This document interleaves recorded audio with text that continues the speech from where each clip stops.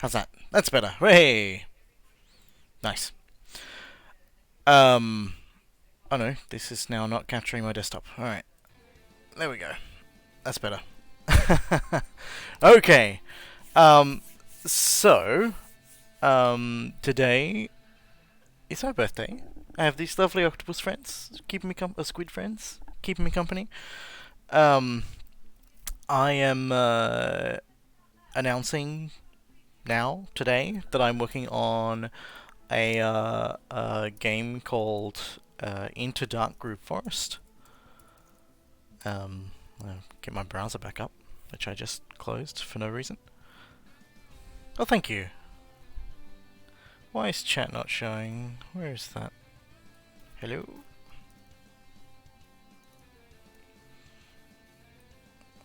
Yeah, okay. Because I have it hidden, that's why. Hey. And it's also like not visible on screen. And I don't really need my bird camera working because I don't have my bird camera plugged in. So let's turn that off. And let's turn off the meme cam as well. There we go. Alright.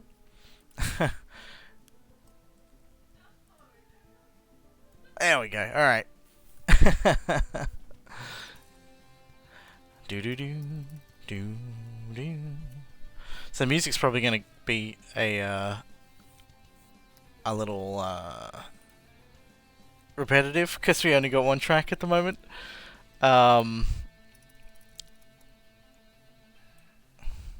Let me just double check that I have other things doing what they're meant to be doing. So the downsides of like trying to announce a thing, like when I wanted to start the stream before I published this Patreon post that we're looking at here, and then also like tweet out announcements and whatever else, and then I totally forgot to put anything in a bunch of places. So it's all fun. Well, I'm not very good at coordinating these things. Um, so allow me to finish writing another another another very small and quick announcement post.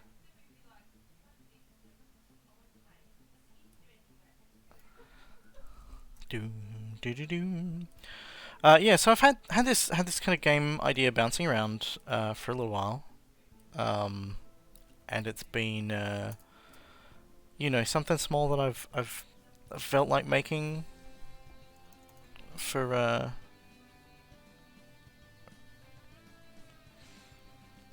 damn it, why is this so hard?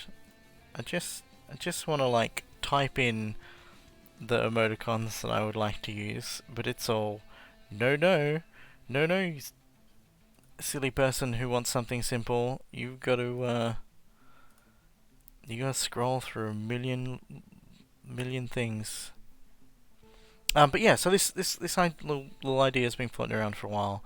I want to do something where uh, you know, it, a simple rhythm based game. Um, to something more like Bit Trip Runner than. Yeah. This is concept music for the prototype that I'm going to be showing off and working on today. Um, yeah, it's really good. It's done by the same composer who did Hive Time soundtrack, Peter Silk, Orchestral Pie, who has been a wonderful collaborator so far. He's contributed this to the prototype in the interests of sort of getting something off the ground that we can explore with, and it's really cool. All right, nearly got this thing done. I'm like, I want to share it with like, well, you'll see what the game looks like in a minute.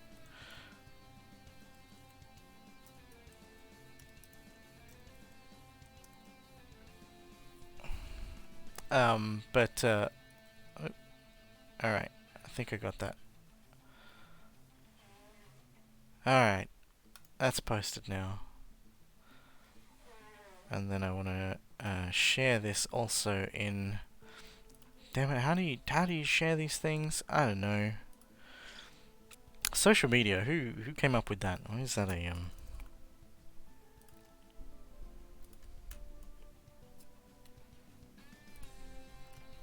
do do do do do. But yeah, so I have reached out to a couple of composers that I know.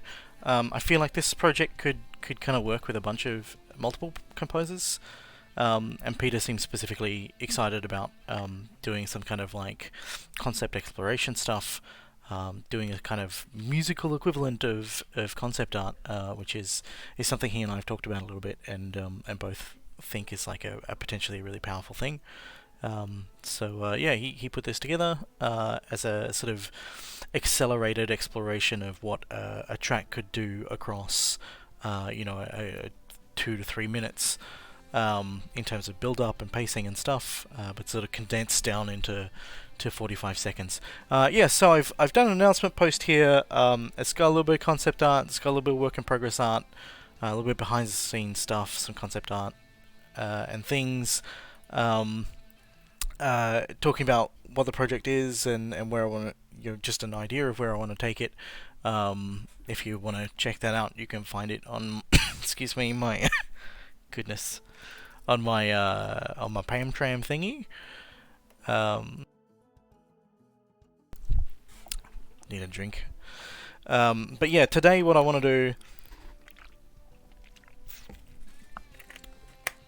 is play a little bit of the current prototype on stream, and talk about how it's all going to look, but also maybe do a little bit of content work.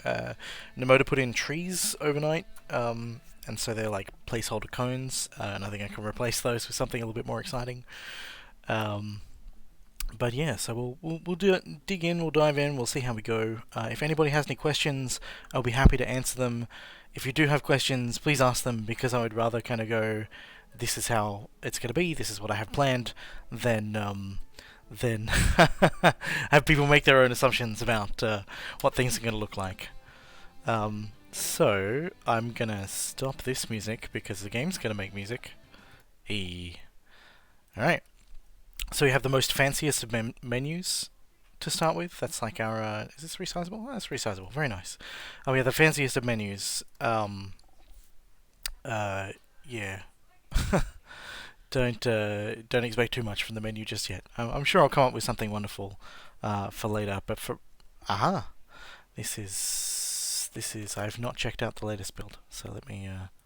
Oh, this is what it looked like about a week ago, I guess. Just Nemoder had been working on some ground moving stuff. And hey, Lavender, thank you for the birthday wishes. Oh, I don't have my cool B antennae on. All right, there we go. Now I'm streaming properly. Boink. What is this doing? It's sideways? It's not sideways? I got this on sideways. It's alright, I'm a lopsided bee. So yeah, this is what it looked like. There was just a cylinder initially, and a bit of scrolling ground. Put some sort of silhouettes of stuff on the periphery.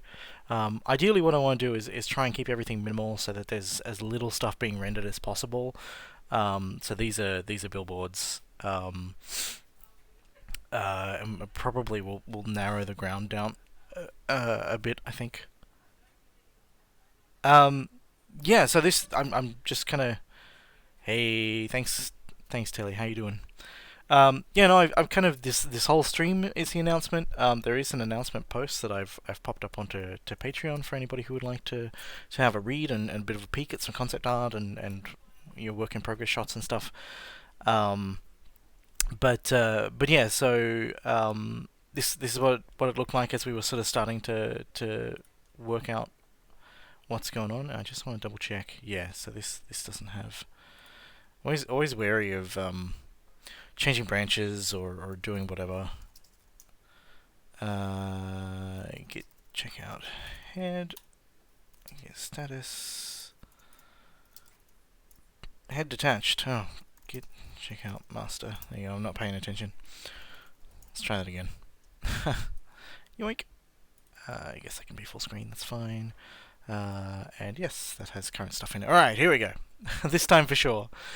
So you are the first people to see this being played outside of myself, Nemoder, and Bim, who's already had a little go. You've seen it, yes. So that's exciting. I did share in that Patreon post a little video of. We'll look at that in a bit when I'm talking about like what work we've done so far. But this is the state of the game at the moment. Everything's placeholder. I modeled up a little horse, modeled up a little person with like no bum or shoulders, and so at the moment, ghosts come from the left or right, and doing a left or right attack will dispel that ghost on that. Well, can't talk and play at the same time. Whoops.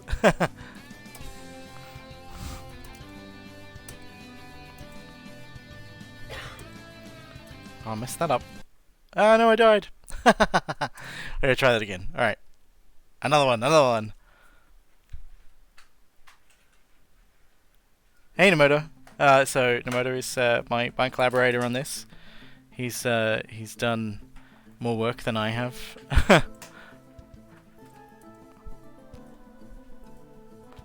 So if you miss a ghost, or if you do a bad swing, at the moment it costs you health. If you hit a ghost, you get some health back. Do do do do do do do do do do.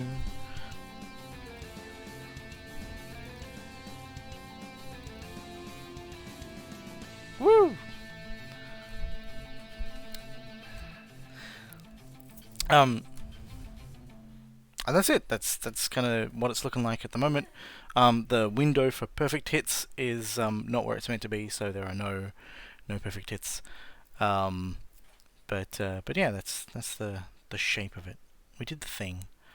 And so I need to work a lot on the animations. If we look like it's quite, the fire effect is nice, but the rest of it's not doing what it needs to do. Yeah.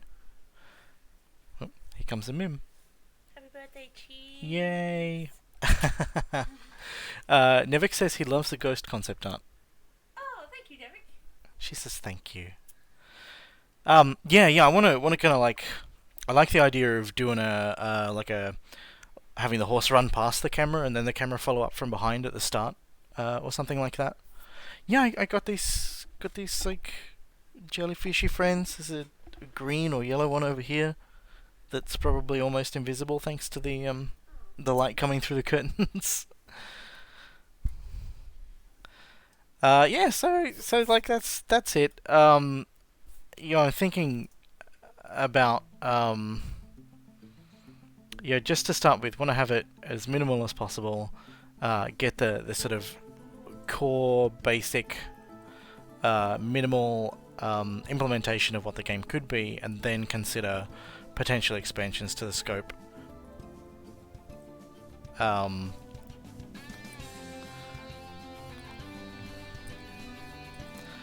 So the plan is to have different enemy types that will require different attacks.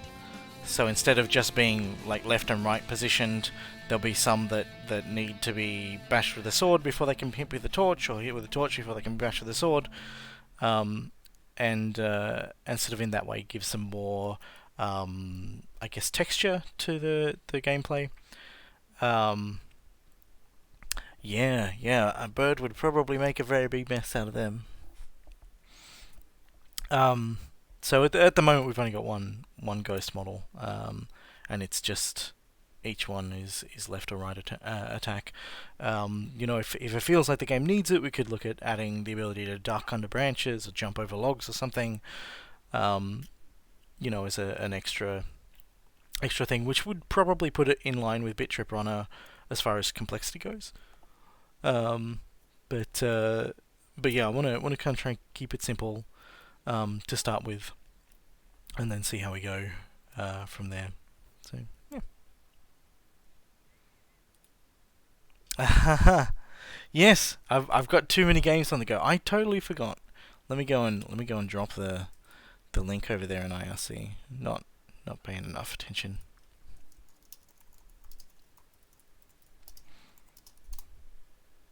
Although it's only you and Surak. All right. Yeah. So that's the thing. There's not really much else to see in the game at the moment. Because that's really all the game does. I will give you a quick look at how it looked. I guess yesterday morning, before I put ghosts and player models in. So this was before Nemoder added the attack mechanic as well. So it's a slightly less interesting thing, but I kind of like these weird cylindrical ghosts with no facial expressions or emotions. They're fun. Yeah, so it's interesting to think about, like, if you only got two actions that you can do, how can I structure the layouts to feel like they match or express something about the music? Oh, you don't need to see my recommendations. What's that all about? um, and so yeah, that's been a fun thing to explore. Like some of those big notes do both. Some of the sort of tied together triplets of notes, sort of back and forth, feels appropriate. And then working out when to shift from right to left for individual notes as well is like something to think about. It's yeah, it's interesting to explore and experiment with. No, thanks for coming by, Lavender, and good luck with your stream. I hope it goes well. And congratulations on making affiliate. Lavender is streaming, I assume streaming some art tonight. A very very nice watercolor koala painting, which I have a lot of artist envy of. But yeah. Ah, thanks, Dragoy. Hey, welcome, Tazzy.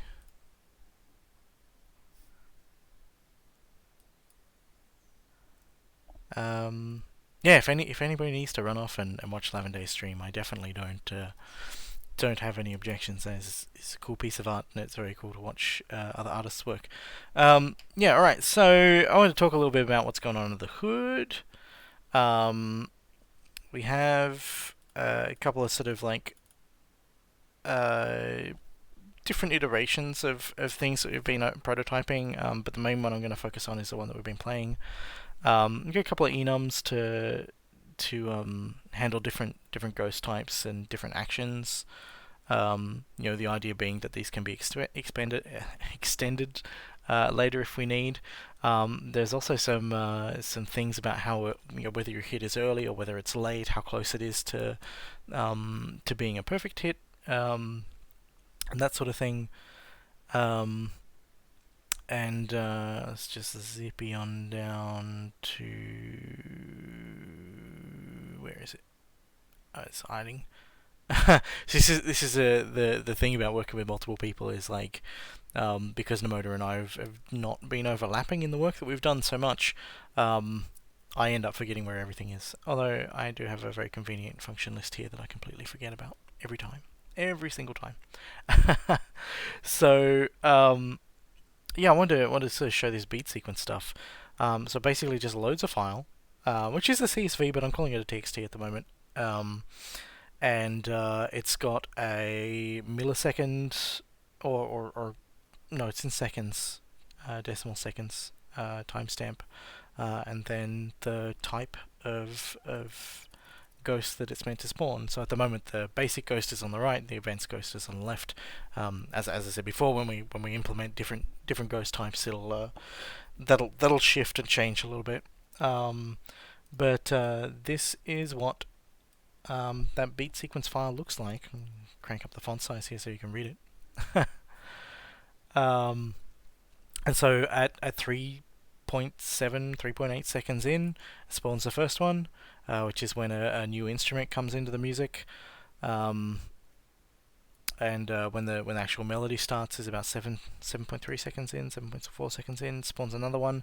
I've commented out these lines, so back here, I think I've put that if it starts with a hash, we just continue, so we don't bother reading it. And empty lines we skip as well, so that allows me to kind of, in this case where I've got the pairs repeating. Like this, it makes it a bit easier for me to read and see. I wrote this by hand. I think eventually we'll make a tool. I really like the idea of having a visualization of the music down the side, and allowing you to place stuff, in line with that, so you can have like a visual reference for where different things are. Hello, welcome. Let me just double check some things so that I'm not embarrassing myself by getting people's names confused. But yeah, Maze, I don't know if we've met before at PAX or GCAP, but you are on my list of people to reach out to talk about this project with. So that's exciting. You've got the scoop. As I mentioned before, I feel like this is a project that could potentially benefit from having multiple composers on board. And although I'm not at a point where I feel comfortable bringing anybody on properly right now, I do want to sound out a bunch of potential collaborators so that when things are ready to kick off, I can reach out and everybody is up to speed on what the project should be and where it's at. But yeah, so it's nice to see you, and thanks for dropping by. You've missed me just playing some stuff, but I'm sure I'll play it again as we work through this. So yeah, we just basically load it as though it's a CSV, a comma separated value. We get the first value. The 0th value has to be a float.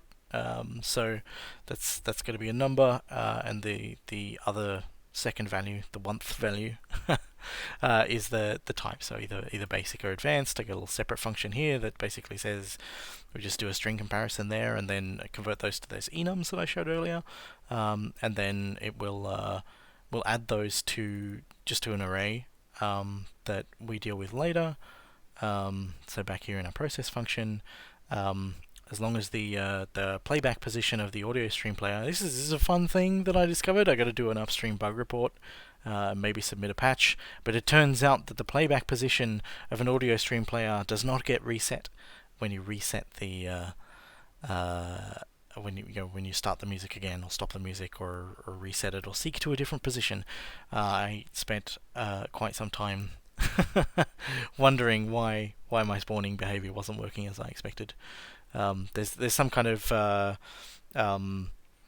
other data type behind the audio stream player, which is an audio stream playback, and that has its own idea of where the position's at. That's what gets returned when you call get playback position, which is not necessarily in sync with what the audio stream player itself is asking to be played. So good times. It's game development for you. You always find something that is either a bug or a different way of thinking about a problem that whoever made the engine or the middleware or whatever else that you're using, they're not making your project, and they don't have your priorities or sensibilities in mind when they make stuff. So there's always some kind of like little thing to discover along the way. But yeah, that'll be fun to look at working out. Yes, it is my birthday. I was born 38, I hope, years ago today. And I've been making games for nearly 30 of them. That's exciting. Oh yeah, cool. Yeah, I might make note of that. Take a look at it after the stream. Thank you for sharing.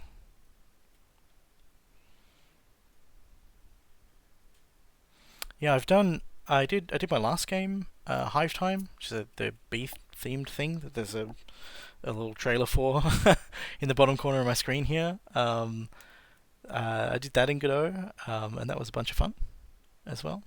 Um, was cool to do audio for that, um, and discover some more things about how Godot does audio that I hadn't previously come across.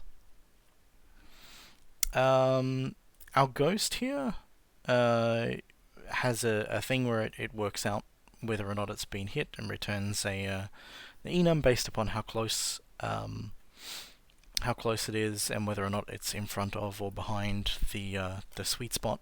Which at the moment, if we go into the scene and look at the 3D view, um, that sweet spot is here at 0, 0. Which if we jump into the camera perspective is entirely impossible to view because I don't have the torch in this scene.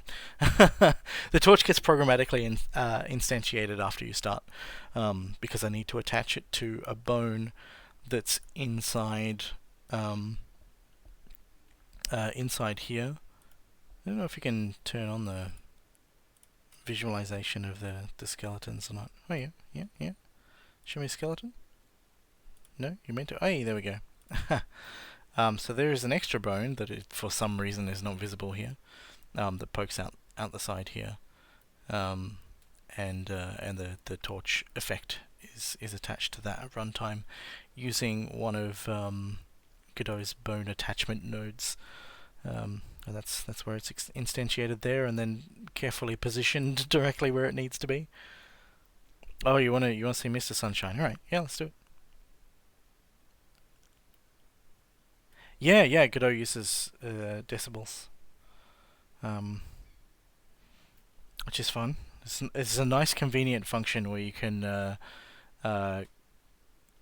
it's like linear to dB or something, so that you can, if you want to have like a slider or whatever, you can automatically convert it into something that's appropriately. Is it logarithmic? I can never remember whether it's logarithmic or whether it's just on a different kind of curve. Oh, right. Okay, yeah. I didn't know that. Didn't even notice that it was a node. There we go. Right. Yeah, but that still won't show it won't show the origin when you're in like preview mode for the camera, which kind of bugs me. That's not a big deal though. Did I leave them in here? I didn't leave them in here. Maybe I put them back in. I put in uh, a mesh instance with a plane on it, and we'll just where are we? Transform. Just rotate that by 90. Nope, not that way. Hey, there we go. And we will drag that across there, and we'll duplicate that, and drag another one across there, and now we got a a nice handy reference for where the sweet spot is, which might still be too close, I think.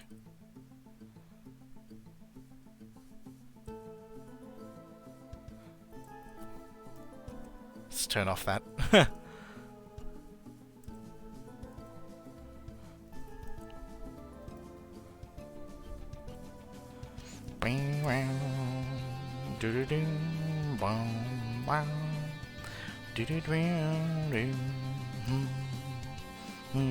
Oh no.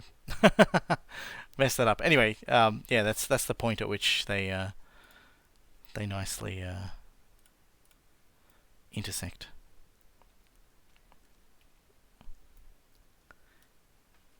Hello, thank you. Yeah, so we're still working on just hashing out how things can work mechanically. It's still pretty early. We want to kind of nail down the feel, the mechanical feel, I guess, before diving like super deep into what things need to look or act like. But yeah, it feels like it's gone somewhere now so far. Miriam did this cool concept art, which I had over here. Um, just before she went to bed last night, I went, "Oh, hey, do you want to draw a ghost?" And she drew this, and I was like, you should make a ghost that looks like this." So um, our cylinders turned into cylinders previously looked like this. Let's turn this ghost off. That was our ghost yesterday, which is still it's still kind of fun. Um, but yeah, I did this one too. Want to kind of animate it and make the hair jiggle and some of the shape jiggle. Yeah, everybody loves the pill ghost. Like the two teeth. The two teeth is great.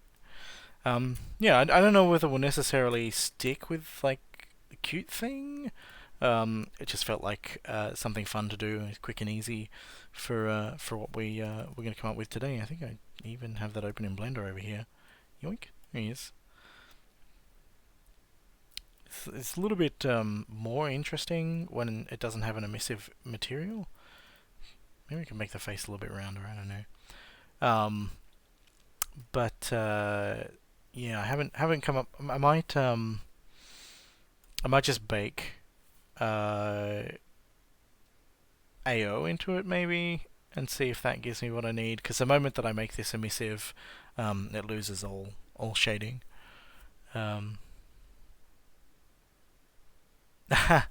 Yeah, I'll put in the angry eyebrows. I felt like they should be animated, so they like do cool things. I was gonna wait until I had a skeleton in it, which is weird, right? You put your skeleton in a ghost before I went too far down that road. Yeah, so that's kind of where it's at. That's the shape of this project right now. Where's the tree scene? We got a tree scene here. Yeah. Yep.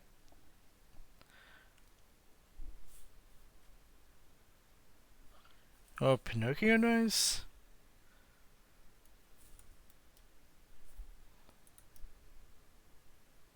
Goodness. Alright.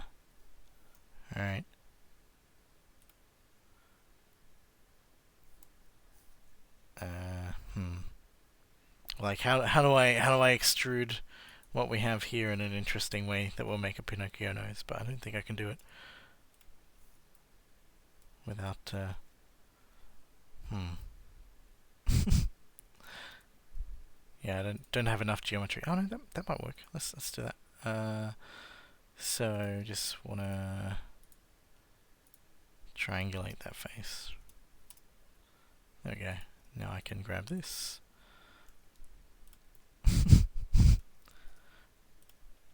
There we go. Is that what you meant? It's a big nose. There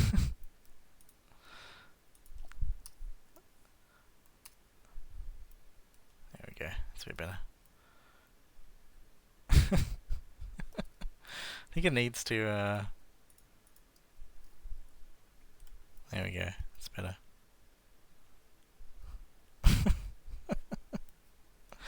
Alright.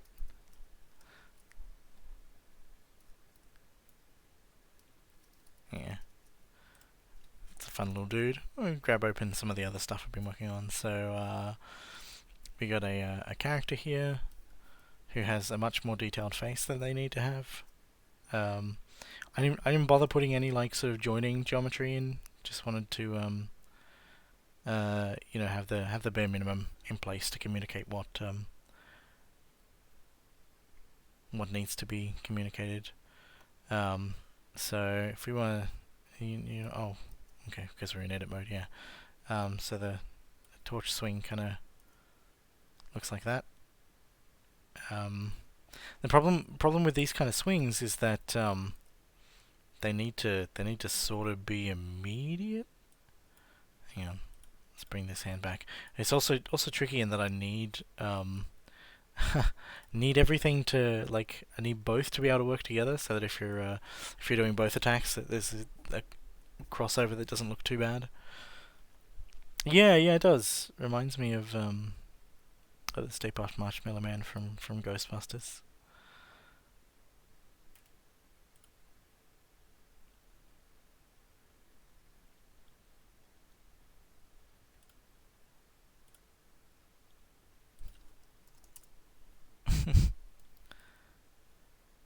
I think what it'll end up doing is having like a trail effect on the sword and just make it instantaneous and the trail appears. Um, Kind of how Necrodancer does it. Because you can skip to like the end frame where the sword's already where it needs to be. But if you put that sort of trail effect in, then it feels like it's taking time to get there when it's not. If that makes sense.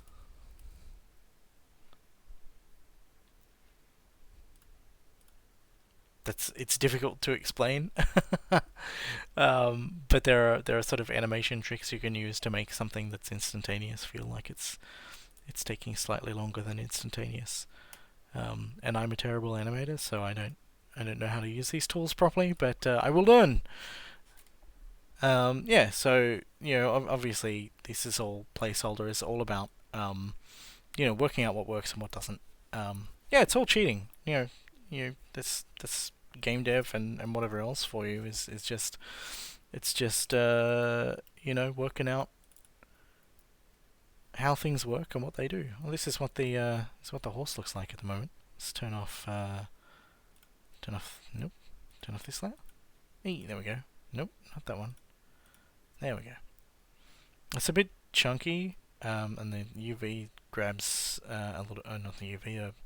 The weight on this bone is a little bit too much. It's like sucking too much of the belly up. Um, you never get to see it, but yeah, I like the idea of like having the camera down low, the horse runs past, and then the camera pans up to where it needs to be. Or maybe a distant thing. I mean, you could do like something from the side where there's um, like a water and a mirrored reflection could be fun. Hey Hodge, how you doing? Yeah, all game dev is cheating. It's like um, Morgan from Defiant, Morgan Jaffet, had mentioned one time. Sure, he's mentioned many times, but I recall him talking about game dev being a lot like, or not necessarily a lot like, it's close to in some ways, um, doing magic, where it's all about the experience and the impression of the experience that you're crafting for the people who are there to appreciate your work. And I think that's a really nice way to look at it.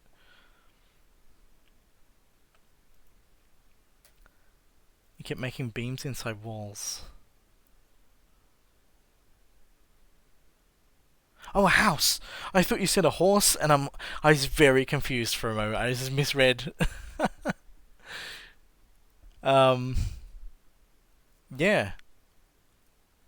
I mean, it's fun. It's like, it's not within arm's reach. But Miriam and I made a Lego model a week or two ago, and it has a lot of internal structure that doesn't need to be there, and in general terms doesn't provide a huge amount of structural value, but it creates a more interesting texture to the experience of building it, right? Um, and I think that's part of what that is, right? Like there's the impulse to make a little bit more detail than you show, um, because it's enjoyable to make stuff and it's enjoyable to kind of go, well, I know this is in there even if you can't see it. Or at least that's where I come from anyway. But yeah, did this little horse. I don't. It's difficult for me to feel like this is original work. Because do we have it? Hey, here we go. I was using a reference animation, and I have down here as well. So and reference images, um, and more reference images, and yet more reference images, to sort of work out what shape a horse actually is and how it might move. Um, I've deviated from that animation thing a bit, but it feels like it's not. It's not. It feels like derivative work rather than original work, which I don't have any problems with doing specifically, especially at this stage where I'm exploring something rather than um, creating final stuff. But I think the main thing that I needed to work out at this point is, does a realistically proportioned horse make sense for this project? And being able to trace other people's horse drawings and photos in 3D certainly helps me get to a point where I can make that decision with a little bit more ease. But yeah, I don't imagine that that a final. What does this look like if we smooth it? Hmm.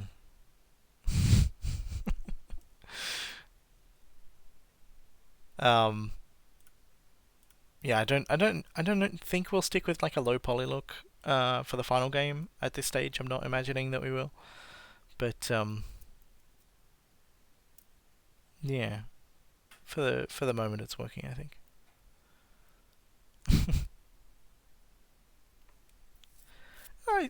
I, well, I mean, if you sit down and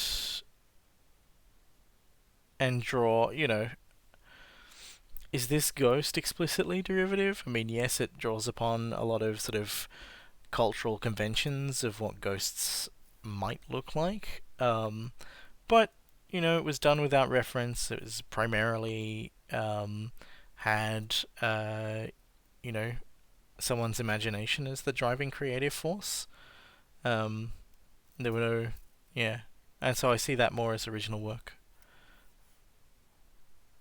Yeah, man, I'm super pumped to be working with. So it's really hard to like. I don't want to prematurely announce anything, right? There's people sending me birthday wishes.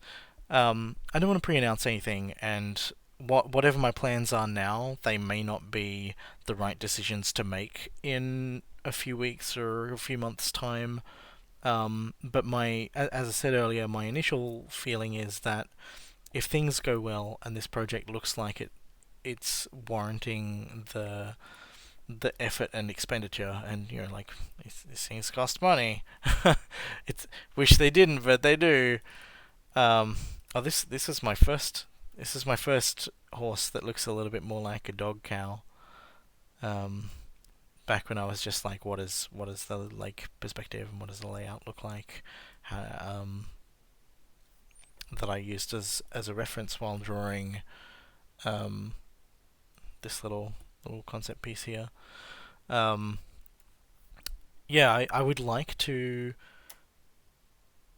My ideal situation would be to be in a position where I can um, have a half dozen composers or something making 5 to 10 minute soundtracks each, um, and to present those as different environments or different level sets or what have you.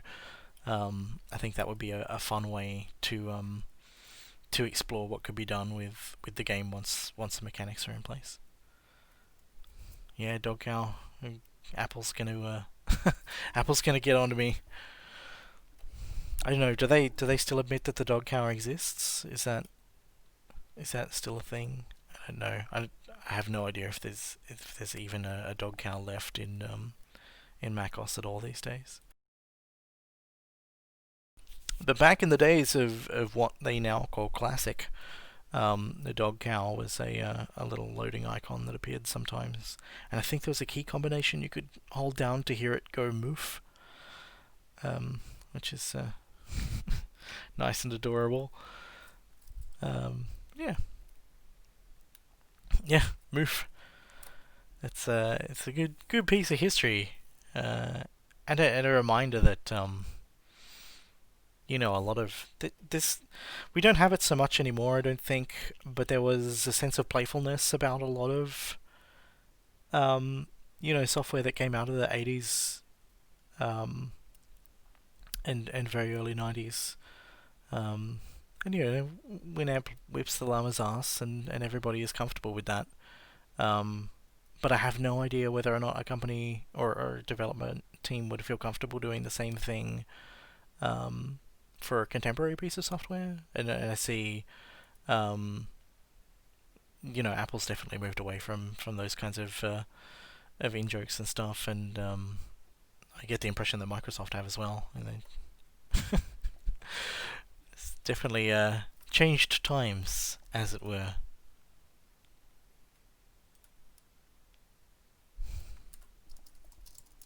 More birthday wishes going in.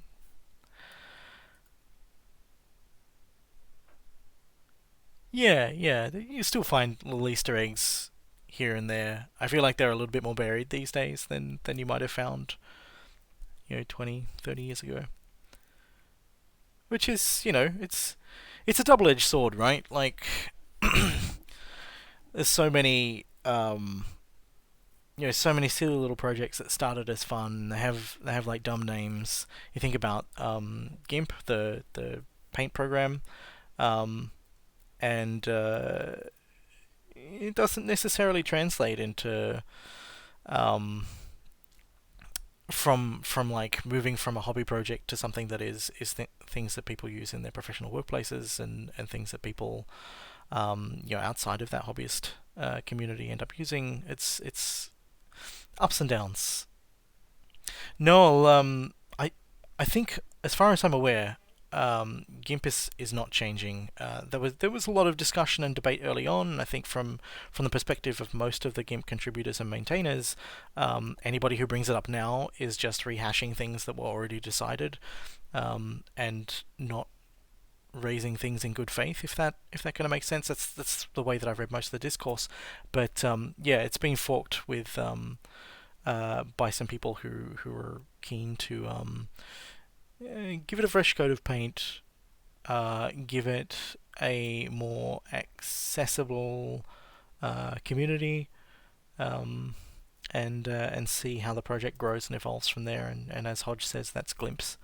And there may be others that I'm not aware of, but Glimpse seems to have a little bit of traction. I haven't had a chance to check it out myself yet. I've been too busy modeling dog cows, um, sadly. But yeah, I'm interested to see where that goes. I'm kind of um, excited to see that happen. I felt like that was really the only way that the whole kind of name thing gonna was gonna shake out, is that the original team is attached to what they were doing, and for people who may have been working on the project for 20, 30 years, that's their cheese that they would rather not have moved. That's their hobby project that they don't want other people coming in saying has to be one way or another. But the reality is that there are a lot of people who use and want to use and potentially want to contribute to the project outside of that kind of personal hobby space, and the fork is the right way to give a different community access to a project that's not accessible to them. So it I don't know if I necessarily want to condemn people who feel like their funny acronym is good for them. But yeah, I'm really glad that there's a new um, way in which people can find the project and help the project. Um, or find the project, use the project, potentially contribute back in ways that feel safe and accessible to them. The forks feel really positive in terms of allowing. Yeah, well, you never know. In terms of allowing different communities with different sensibilities to work towards shared goals, and without necessarily um, taking on board 100% of each other's goals. I think forks are a really healthy way of allowing people to exist in places where the social context fits them and the social accountability fits them. Um, yeah, I definitely don't agree with the whole like we talked about this, and we made a decision and we're not willing to readdress it. I don't feel like that's necessarily a great a great argument or a great defense. But I can relate to in principle in general. You know, people with different sensibilities are not always going to be able to work together in the same space, and finding ways to abstract that a little bit and allow different people with different outlooks and stuff to still produce and collaborate less directly on things. It feels real positive. So that's my take on forking. I remember there was an open source project I worked on a long time ago. Um, wow, it'd be like, I don't know, 16 years ago. I first sort of really started getting involved with it, and it had one of its community members um, forked it and ported it to a different language that they personally maintained and backported changes from, and contributed upstream changes from as well. And at the time, I was like, wow, this is you know uh, this feels really confrontational, and I don't. It's very hard for me to like look at this as a positive thing, and that it's like potentially fragmenting the community, and it's saying that they're not happy with whatever decisions the rest of the community have been making. But I very quickly, after thinking about it a bit more, and talking to the people who are involved, and also observing other contributors who were a little bit more um, aware of the dynamics of community-based development like that, I was quickly able to appreciate that it gave everybody more freedom, and allowed everybody to work in ways that they were more comfortable with. And we maintained a long and positive relationship with the maintainer of that fork. So yeah, I see that as a positive thing. Whereas I think in the kind of exclusivity oriented culture that we have right now, that like anything that's not the official thing is, you know, um, that there is that kind of level of confrontation about officialness or whatever, you know. But yeah, that's probably enough rambling. Excuse me, about that now. Yeah, I want to work on some trees. So first thing I want to do, and I guess this is me showing my process. I will have a quick squeeze at the relevant code that's just come in, because I haven't seen this yet. This came down this morning, and it's entirely new to me. And it um, looks like we're getting some random values that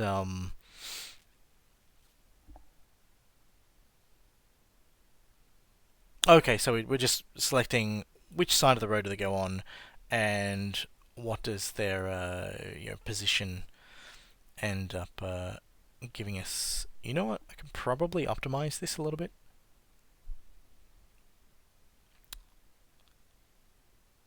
Right? Yeah, yeah. I know. I know. As someone who's run like a lot of local community groups, and has had to deal with sitting on the cusp of the critical mass you need to have in order to have a sustainable community group. It's I can relate to feeling like fragmentation is a threat to the sustainability of your community if your community is small. Um, but I don't think that that's something you should necessarily use to even if that is a potential threat, and even if that is a potential concern. I don't think it's fair to sort of attempt to control things when people want different stuff. But yeah, I can definitely empathize with people who feel threatened by that. You know what? I'm gonna optimize this slightly. Yoink. Do we use R anywhere? No. Okay. Sweet.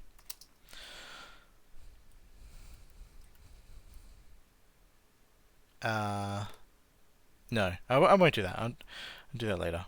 I was like, well, we can do a random and then subtract 1 from it and get 1 or minus 1, and then multiply this by 1 or minus 1 to get R2 as it is. But then I realized that this is going to return 0 or 1, not 1 or 2.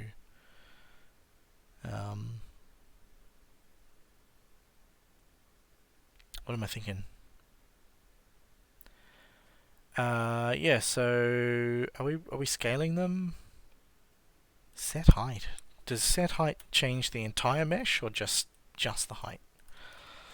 So let's go look at the docs for a mesh instance.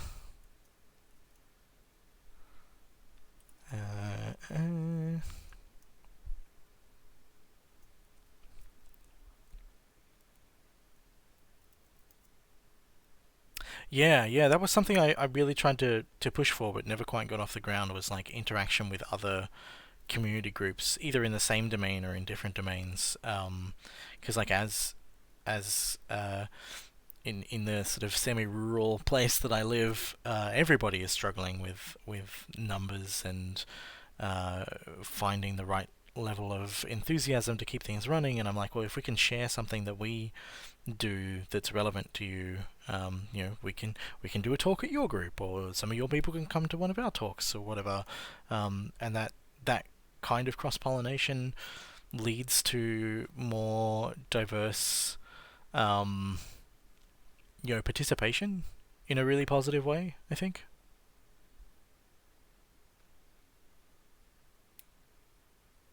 Yeah.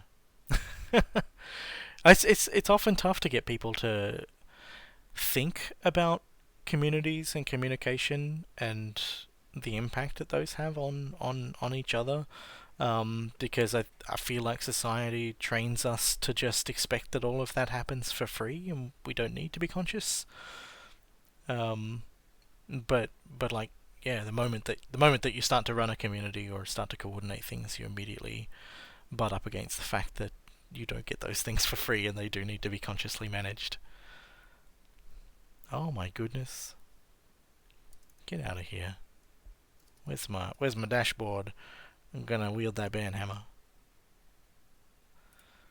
I don't want to become famous. I just want to have a human scale existence that's sustainable, thank you.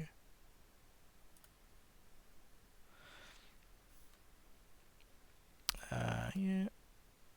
Yeah. Doing the thing.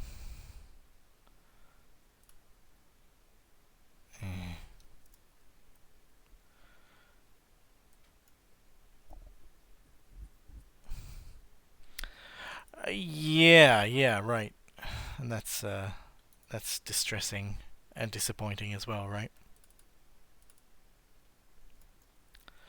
We got 2 of these. It's not just one account. Exciting. Do they think that that's gonna get them? um. Oh, they're not evading a ban. They're a bot, right?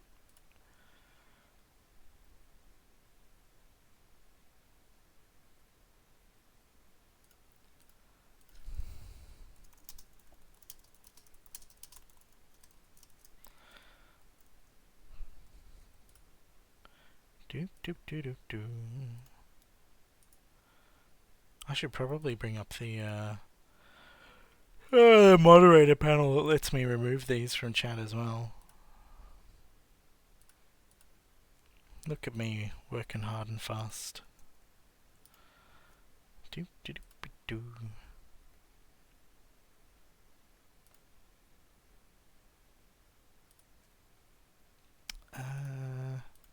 Where is the kick button and ban button? Oh, you reported them as well. Thank you. Man, I could never find the. And I don't know why they don't have the like the moderation view in the. Yeah, that's probably the best way. Oh, I think they've already left.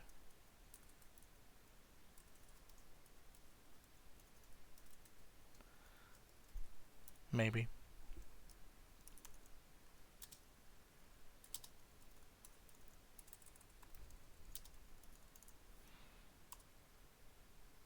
Hey, I think they got rid of him.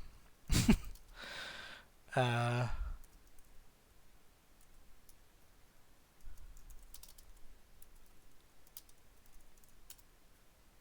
all right. Um, Sadly, that doesn't remove the comments from my chat app here. I should probably add that at some point.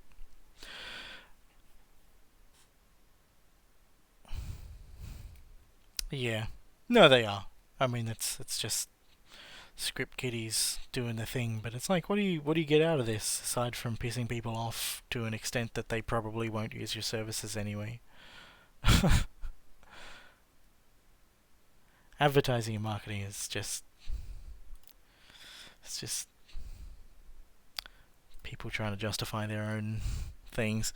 Yeah. Anyway, we're looking at the docs for set height. So we have here. We have.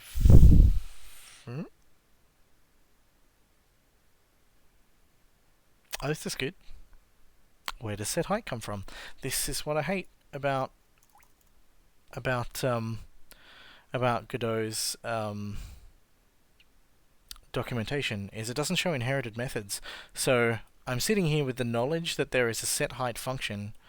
The set height function isn't visible on the mesh instance page. I now assume that it's coming from one of the things that it inherits from. It's probably geometry instance, but I don't know that, so I got a whole bunch of clicking around and time wasting bullshit to do. It's not here. Must be a visual instance then.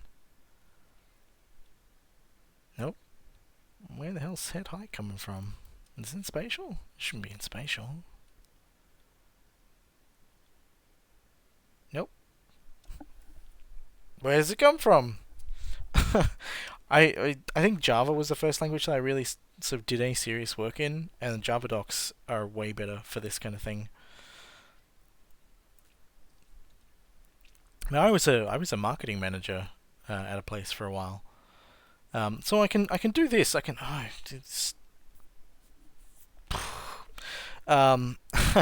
set height, but how many other things are going to have a set height? Probably a bunch. So yeah, I did. I got out of it because it's just full of shit stains trying to justify their own existence when they don't really know whether or not their existence is justifiable. Good times.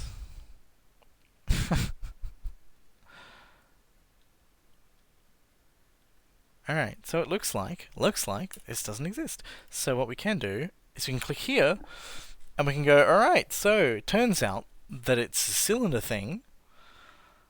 The built-in documentation is nice, but I like to have my documentation on a different monitor while I'm working.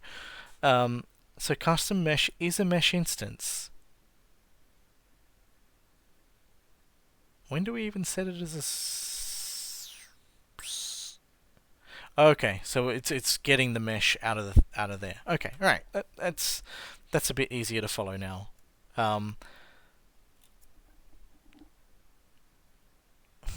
Yeah. No, the kind of documentation that reference documentation that I use doesn't include screenshots. Screenshots are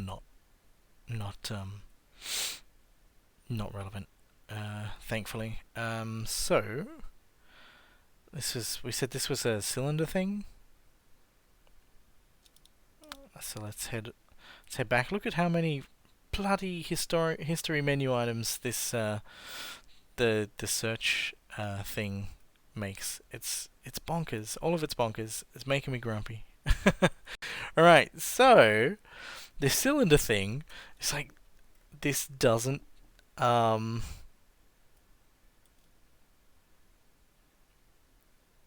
oh, I see. Okay, so we're not getting a mesh instance.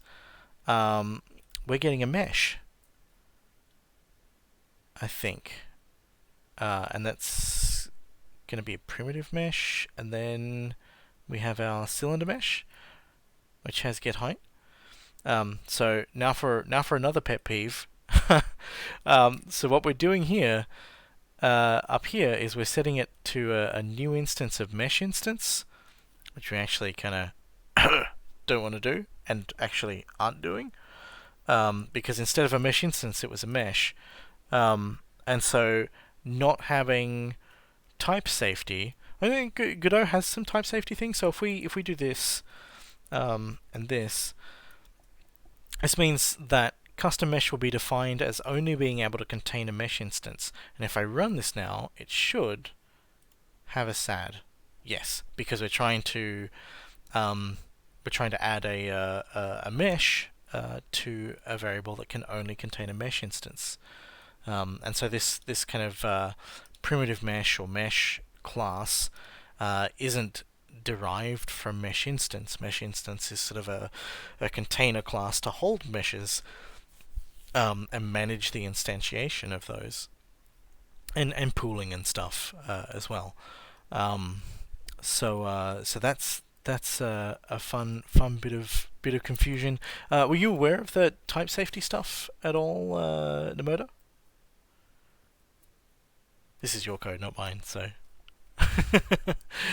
I don't mean to point fingers. This is easy stuff to do. I've done it before and do it all the time. Um, but yeah, I could have maybe intuited it from here, but none of this like super obvious. Um, but it's a nice example of where um, uh, and spatial material of where type safety can save you some headaches. So in this case, where we're saying the colon just says it has to be of this type. If you do a colon equals, then it tries to infer that off whatever you're assigning to it. So in this case, I'm assigning a float value, so this will become a float variable that you can only put floats in. If you try and put just an integer in it, it'll say, oh, there's a precision issue here. Or if you try and put its value in an integer or whatever, or if you try and stick a mesh or a sprite or whatever in it, it'll say that it's the wrong data type, which allows you to I think we like languages that don't have type safety allow you to sort of feel comfortable reusing memory for whatever the hell you want to use it for. And it's very nice to know ahead of time that something is wrong, or at the moment that something goes wrong. Type safety means that you guarantee that this is always going to be an integer or a float or whatever you have. Whereas you might go, oh, okay, well, I'm sticking a boolean in here sometimes, and then I'm putting a number in there because I already have the variable handy, and then I'm sticking some text in it, and then whatever, and then you may not realize that, or you may accidentally end up writing code that later on assumes that it's a boolean when it's actually got a bit of text in it, and you're doing a boolean comparison on the text, and because in some languages that doesn't necessarily generate an error, that may produce unexpected results that later on generate an error or some bad behavior. Type safety allows you to identify that problem at the moment that you assign the wrong value type to it. And maybe it's a crutch, I don't know. But I definitely find it a lot handier to know about these problems sooner rather than later. Somebody comes back to me with a bug in the wild that I can't reproduce, and it turns out because there's some weird thing like that hides below the surface for a long time before it actually causes a problem. Type safety just lets you avoid stepping on your own feet a little bit. In a way that I particularly appreciate. Anyway, so we're looking at this. We're setting the height. So height is a property of a cylinder mesh that we had the docs for over here. If we zippy on over to here, is this a cylinder mesh? Which one of these is a cylinder mesh? This is this is a cylinder mesh. Okay, so height is 3, and that's what we're changing. We're changing these things. I guess they're both cylinder meshes. Yeah. Okay. So we're changing the height of the mesh for for the tree, and then we are. Looks like we're not changing the. It's like just the leaves that we're changing the height of. Yeah, I mean it's there. I've been doing stuff long enough to know that um, there have been times in the past where, and there are certainly times now where memory limitations mean that it makes sense to just um, you know cast everything and store it as whatever so that you can you know avoid allocating and reallocating the overheads of allocating and reallocating stacks of RAM for different data types. Like I can have come across situations where type safety in that sense is not valuable. But but yeah, I don't work in those environments. I don't need to work in those environments. So I will embrace type safety and kind of snootily look down on any language that doesn't give it to me. Which is fine. You know, like different people have different preferences, different sensibilities. Um, yeah. So we got these trees. We're changing the height of the height and the radius of the trees. What I'm thinking is going to make more sense once I've made actual assets is to randomize how far into the ground it is and randomize scale as a whole. Um, and that way we'll be able to sort of have some low brush, some tall things. That's what H does. Oh, height. No, but it looks like it it doesn't though, because that's only it's not adjusting the trunk, right? We're not doing anything on the trunk. Um, we're only moving the greenery up and down, and the height just kind of evenly determines how squished it is, which is a slightly different effect to doing that, if that makes sense. The trees that I've got in mind will have like layers of branches with trunk visible in between. So like moving it down and up will create a different look for trees. Yeah, it's not the entire tree scene. It's only the green node here, the mesh that we're doing green with, and so it's squishing it rather than moving it up and down. There is a blind. Where is the other height?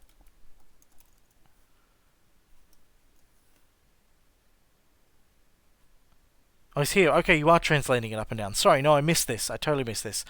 I am a bad parser of code. Yeah, I'd gone like, okay, I understand all the rand stuff. Moving on, and then completely missed it. Yeah, okay, so that is moving it up and down. Yeah. So yeah, what I'm thinking is adjust scale and height, and then have a pool of like 4, 5 trees that it'll randomly pick from. Um, yeah, no, it's fine. It's fine. I mostly wanted to kind of show my process of working through code that I'm not familiar with. I didn't mean to like sit here and go, oh, you've written bad code. Um, I'll just sort of like again, you know, we're iterating on ideas that we've come up with. We've put in this as an immediate placeholder that's allowed us to kind of go, okay, well, how do the trees need to move, and that sort of stuff. And then once we've got that in place, we have like a better understanding of how it looks when we see it, in game like this. Oh, there they are. I like the way that they just kind of pop out of the shadows. It's very nice. Um, yeah, so now that we can see them in game, it's a lot easier to understand and appreciate what they end up looking like, um, or what they what am I saying here? It's easier to appreciate what the needs of the game are now that we've got some placeholders in here, so I can go into Blender now and make a tree. Oh, I totally missed what Dragoy was saying because I was too busy ignoring Nemoder's code instead of reading it properly. Um, oh right, batch expansion. Yeah, yeah. This notation is comparatively new. My brain still goes for get node. This and it's not an expansion to get node. There's something else going on. I watched someone do some benchmark tests of get node versus this notation, and yeah, performance is different. This is performance better. Hooray! So I guess at some point I'll look at the code and find out exactly what's going on there. Yeah, I thought it was interesting. My assumption was that it was just some shorthand thing that expanded out in kind of a magic code type situation, which is something that I just magic code drives me nuts.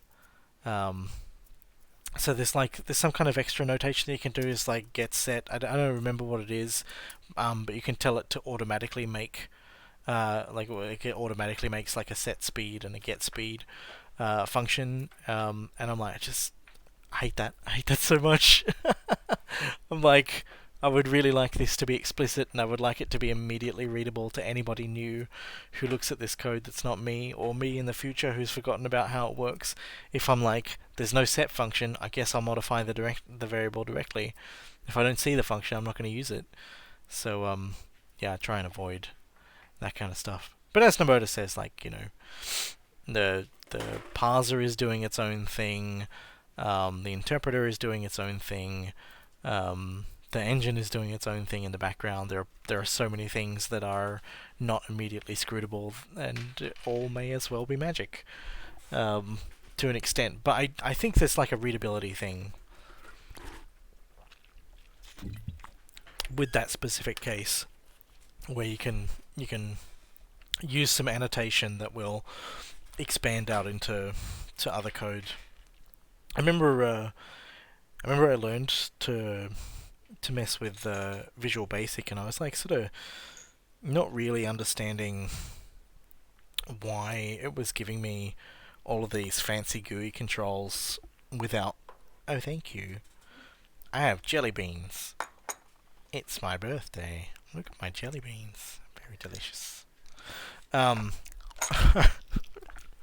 I remember going, it's really weird that I can make all this stuff, but I can only manipulate it, according to what the GUI tools around allowed. And then,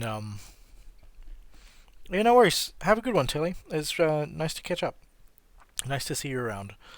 Um, yeah, I one time needed to showing my age, needed to print out some of that code. And I suddenly discovered that there were that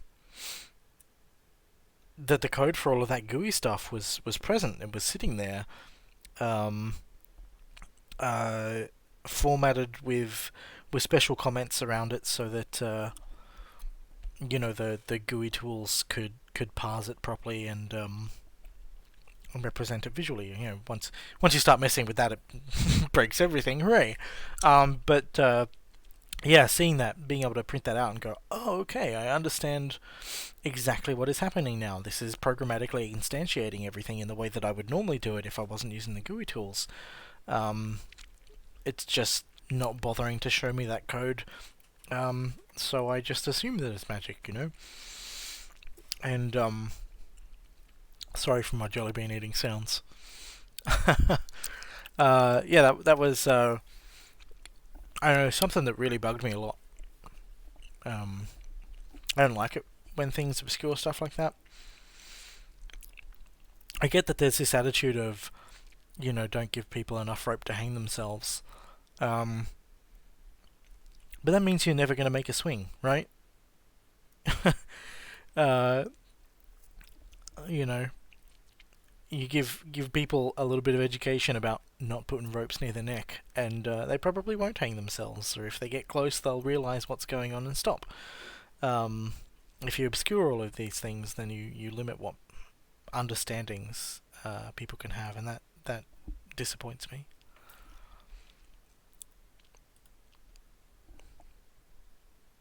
Oh, it's a grasshopper. Hello. It's a little one. It's what a nice friend. It's a nice photo. It's crazy powerful legs. Just insanely powerful for a itty bitty insect like that. Yeah, bonkers. They they have like biological spring things that sort of store up kinetic energy until they're ready to jump. And there's kind of like ends up being this marginal charge time that they need to be able to Oh no. Poor little friend.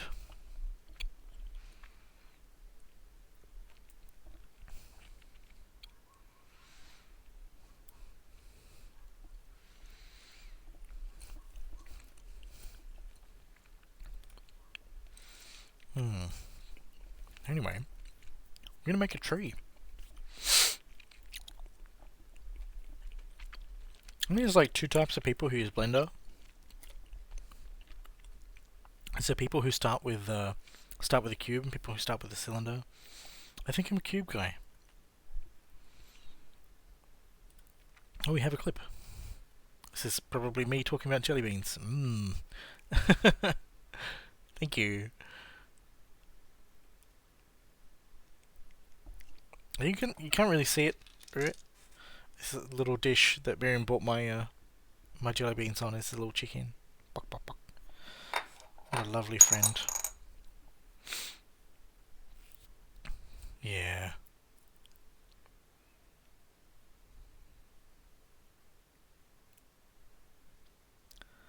If I was a tree, what kind of tree would I be?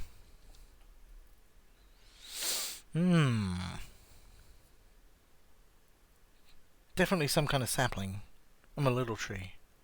I don't know. It's like kind of like ghost gums. I think they're pretty neat. A cube tree.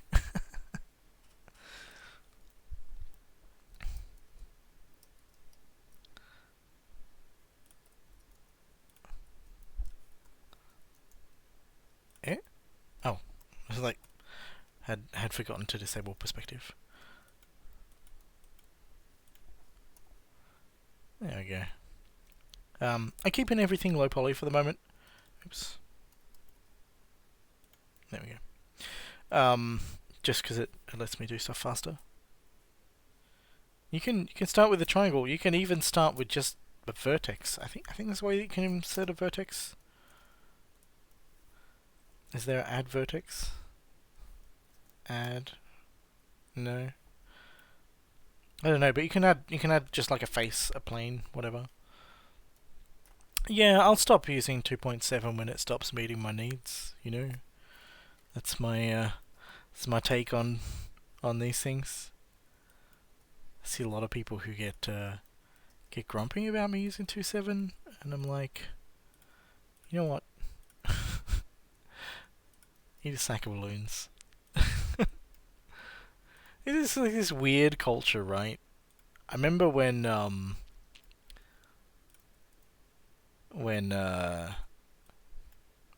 Subversion came out, and everyone was like, "Can't use CVS. It's terrible. Subversion is everything. Subversion is the future. If you're using CVS, you're bad." And I'm like, how can you vilify a tool that you've been using for years that has been facilitating people being productive in very meaningful ways for years?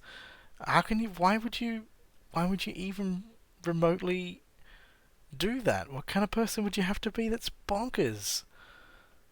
It's like it's like you move house and your old house doesn't suit you as well as your new house does. You don't sit there going, "Oh, that old house was so shit." You know, maybe it was fine. Maybe maybe there being something better doesn't diminish the thing that previously existed. Crazy. I got some I think I've got some I have like a tree thing? There's some tree plugin that I don't recall. Um this isn't showing there it is. Oh come on. Isn't showing the like drag handles and I don't know why. That's that one. I don't know what's going on there. Here either. I was dragging him this morning. What's going on? There was some tree plugin that I was using at some point. This is driving me nuts. What is happening here? So I can make new things. Alright. Oh yeah, I can grab it now. Weird.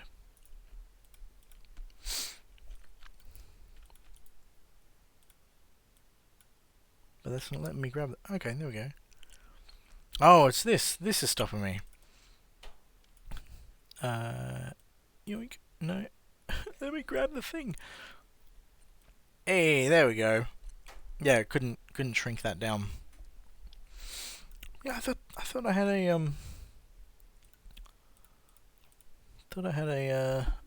tree plugin. Or maybe I'm thinking of a different version. I've got a few versions of Blender installed. I got several flavors of 2.7. More jelly beans. Not that I necessarily want to use a thing. So what I'm thinking is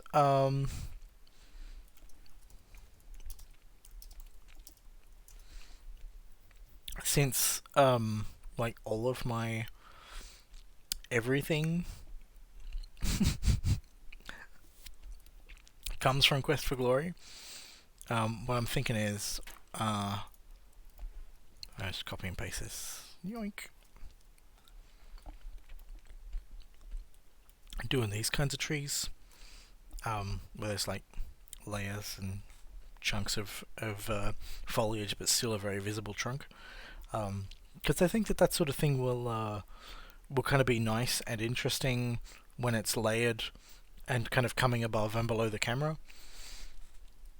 We can have it like overhang the path a little bit, and I think that'll be interesting. And yeah, having it as something that has like this complex silhouette as opposed to this sort of more conical traditional pine tree type feel, I think is more interesting. Is it a poisonous snake? I'm not sure. A poisonous snake. Is there a poisonous snake in Quest for Glory? I don't think there is.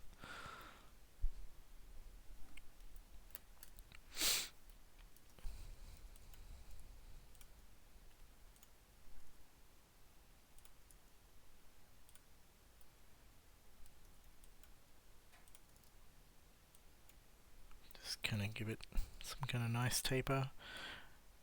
It's tricky. I don't really want it to feel too even either.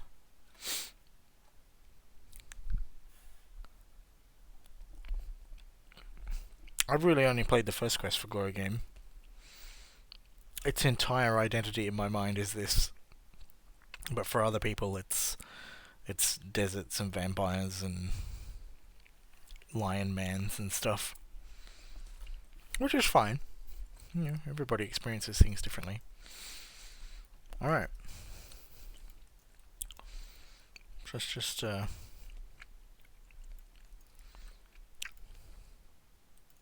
make this a little less uniform.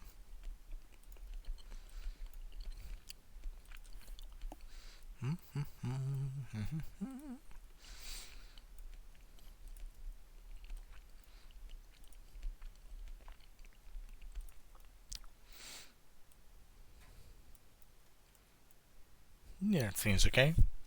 Alright, we done it. That's our tree. I like trees. Trees are nice. Don't judge you so much, you know. What's going on here? Oh, it's because I've got a cube. Alright. Well, let's fix that. Because we're using a cube. These are quads here, which means that they don't quite line up with our hexagon shape that we've made. So we just triangulate these. Why these two get silly? It's okay, you can fix it. Easy. There we go. Nice.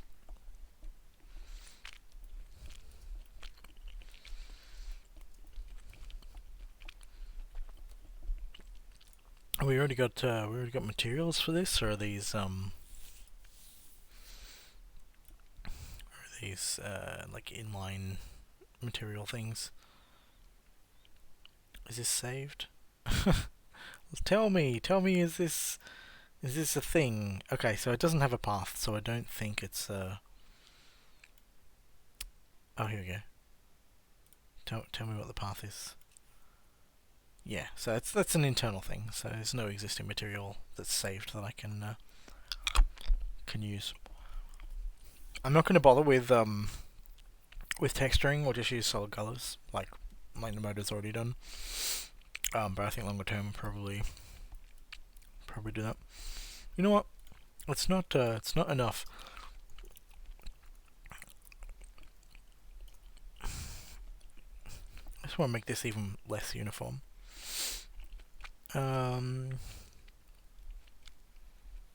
Yeah, that's probably fine. That's about what I wanted. So now they're a little bit all over the place. There's little bumps everywhere. That's cool. Alright. So... Oh, yeah. I haven't played King's Quest, but yeah, I think that's got Poisonous Snake. That rings a bell. I hear people talking about it.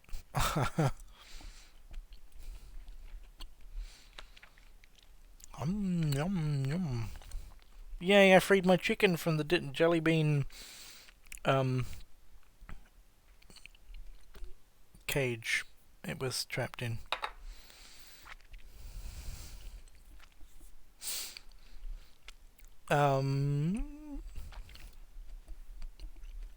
Yeah, so I work real slow when I'm on stream. And specifically not great at yeah.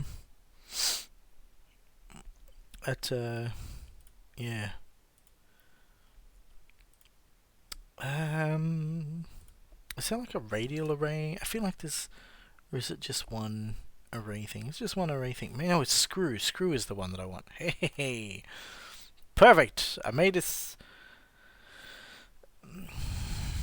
something. Alright, let's not do that just yet. All that. Oh, I'd done an array and a screw. Alright, let's separate this by selection. Yeah, there we go. Let's grab this one. Let's put a screw modifier on this one. Hey, that still is weird and not quite what I expected. Oh, there we go. Oh, look at that. Isn't that interesting?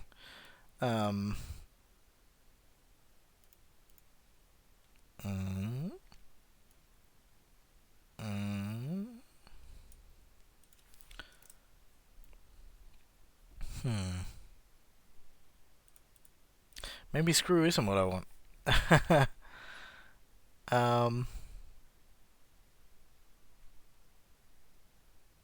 You played King's Quest 5? Maybe it is array. This doesn't have any like rotational options.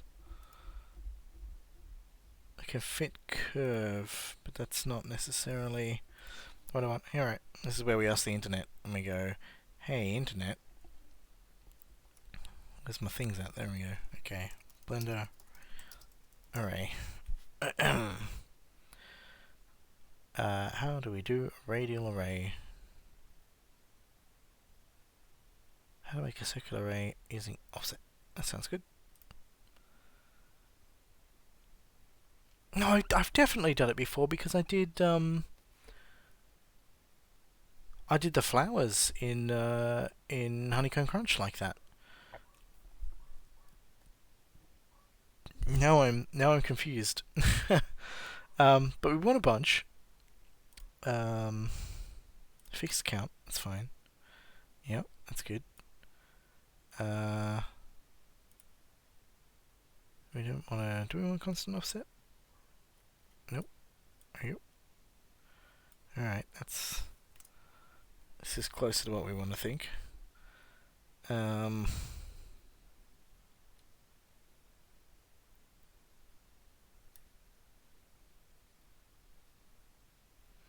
Oh, you add an empty at the origin.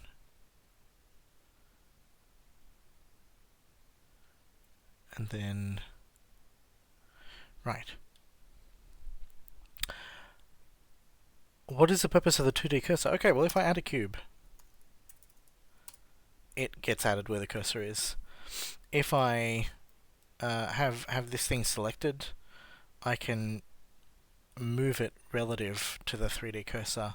There are a lot of things that I can do that are relative to the 3D cursor that become like a useful thing. I can also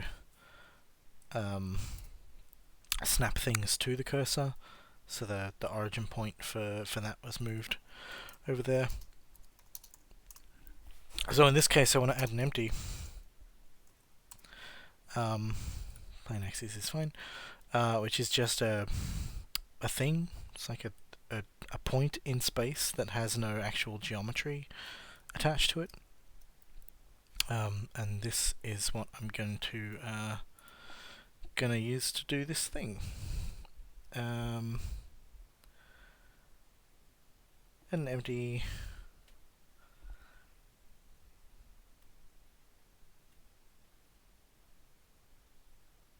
The offset link to the empty.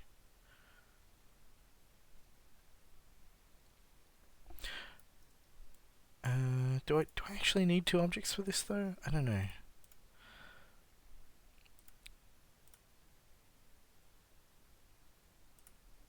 Hey, there we go. Alright. Got some things going on. Hey, look at that. Look at that. That is pretty much exactly what I want.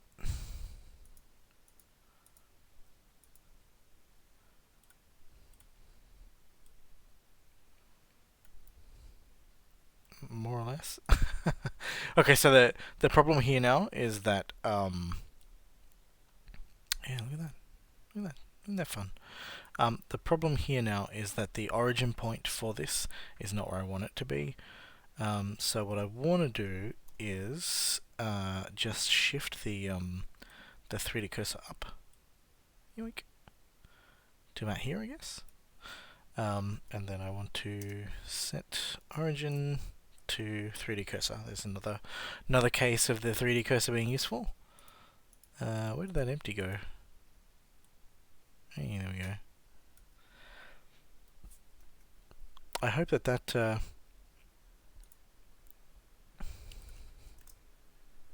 there we go, that's better. I also kind of want to scale them as they go.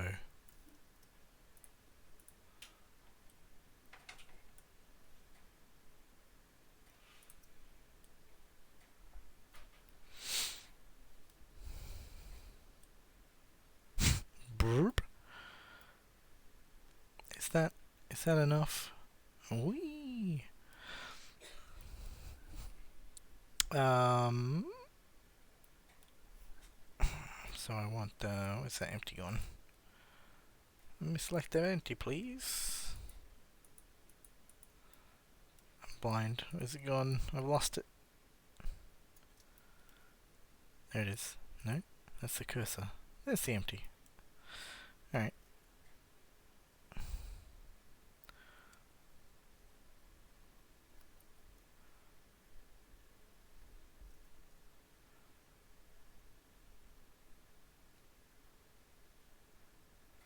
know. I'd like to have some jitter in them. I guess I can use this to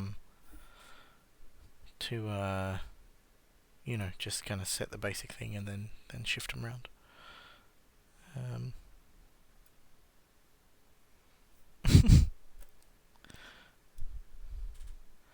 uh, I feel like there's got to be another way to like another modifier I can use to shrink them.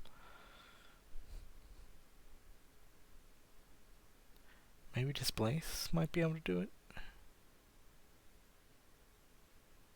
I don't know. It doesn't matter. I don't want to give these like tweaks anyway, so whatever. Separate by loose parts. And now they're all separate objects. Good times. Goodbye, empty. Thank you for your time. Probably don't want these bottom three. Da, da, da. Let's grab the rest though. And then just deselect that. No, come on.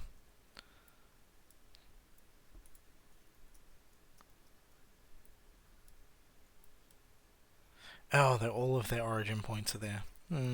That'll possibly come back and bite us later, but whatever. So we want them all to be a little bit smaller. Yoink.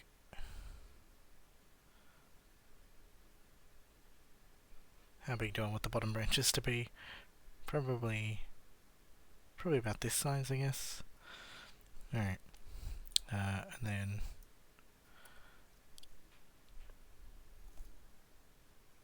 Ah.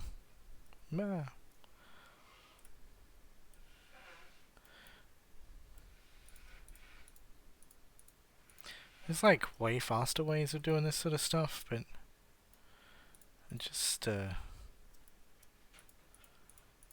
like to go slow because it lets me think about things, you know.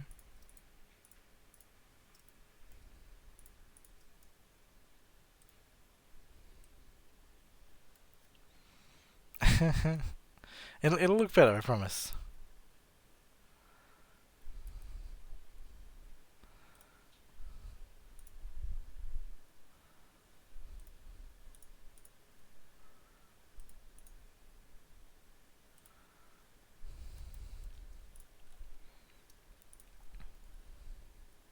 Whee.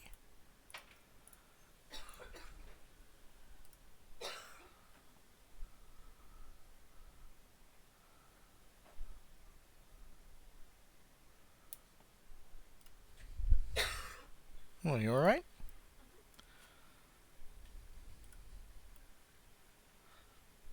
Yeah, these all need to be aligned to the tree as well.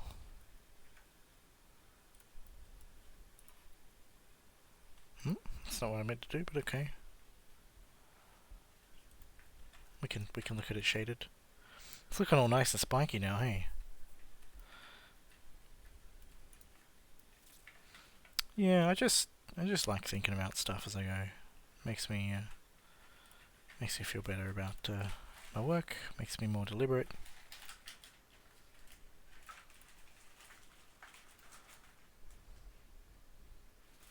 What are you eating? What are you eating? Nothing, I'm putting away those books. Putting away the what? Oh, the fuchs. Okay. Now I'm having sandwich. Oh. Do you like sandwich? Yeah, if you make one. Oh, I'll have to make two. Yes, that's what one means. One means two. I mean, I'm making one for me.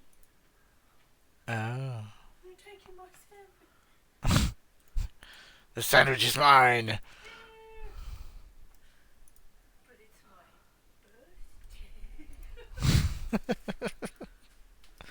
take my sandwich, but it's my birthday.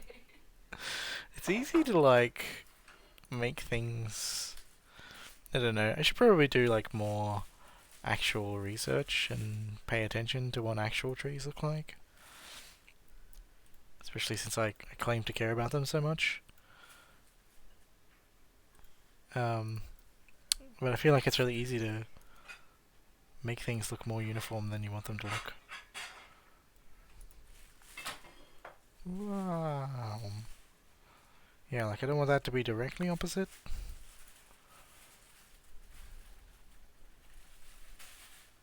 Or at a 45 degree, or at whatever else. Just want them to feel nicely spaced. Yeah, I haven't thought this through enough, I don't think. Needed to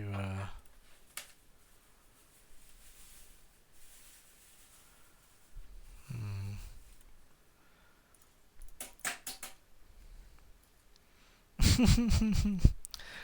I was thinking that as well. No, what are you doing? That's not what I asked for. That's what I asked for.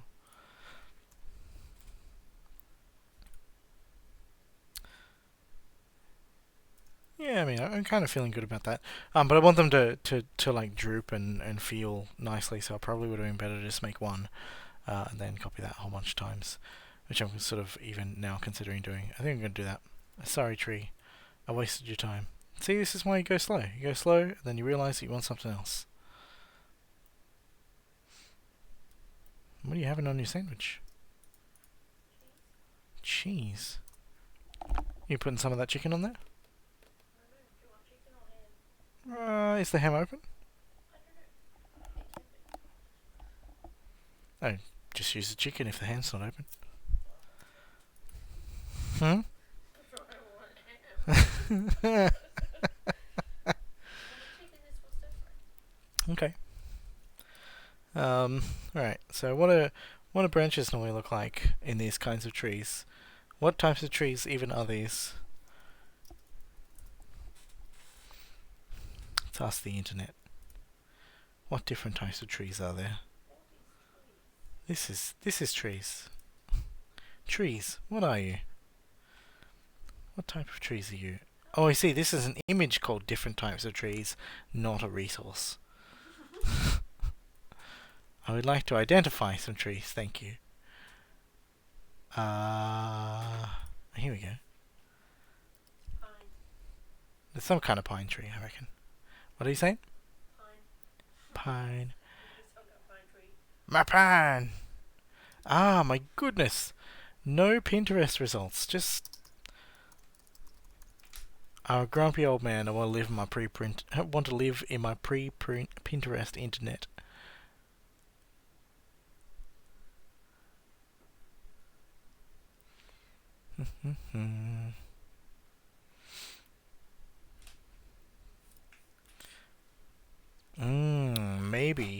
maybe, just maybe what I'm thinking about, maybe the type of tree that I'm looking for, it's possible that it could be called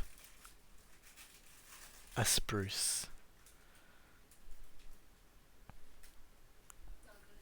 I was gonna say Douglas fir and see what your reaction was, but then I said spruce and you were like betrayed.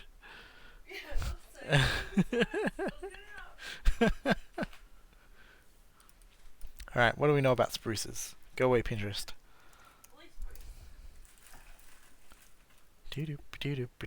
This must be the most exciting tree stream you've ever seen.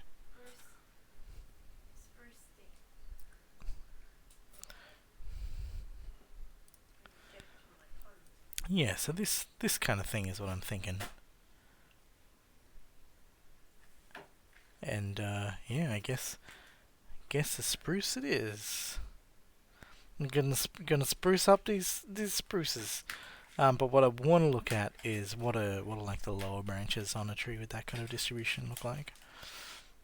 Okay, so these ones go down and then curve up, and then sort of mostly curve up at the top, which I think works. So if I make it so that they're mostly level around camera height, I think that'll be more fun. So I don't know whether it's like, you know, I keep seeing this Norway spruce speed tree. Keep seeing that kind of that level of density is closer to what I want. I want something like super dense like these guys. Oh. Look at me learning about them spruces. Oh, you found a space background. Alright, tell us about your space background. Oh, there's a spruce in the back. I cannot read. I cannot read today. So that's this guy here, right? And we use spruce as a verb for like clean up or improve. It's weird. You can spruce things up, right? Alright. Birdham. Oh, Birdcam. No, no. Are they friends? Yeah, I just don't have the camera plugged in right now. Yeah, that spruce that you had there was kind of their level of of whateverness that I'm thinking about. So what I'm going to do for this is turn on proportional editing, which is this thing here. And what that means is I can do this kind of more organic adjustment to the thing.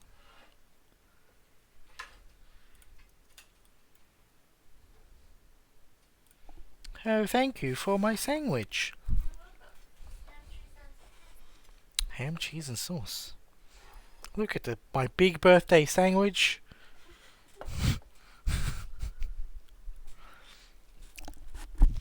Nom nom nom nom.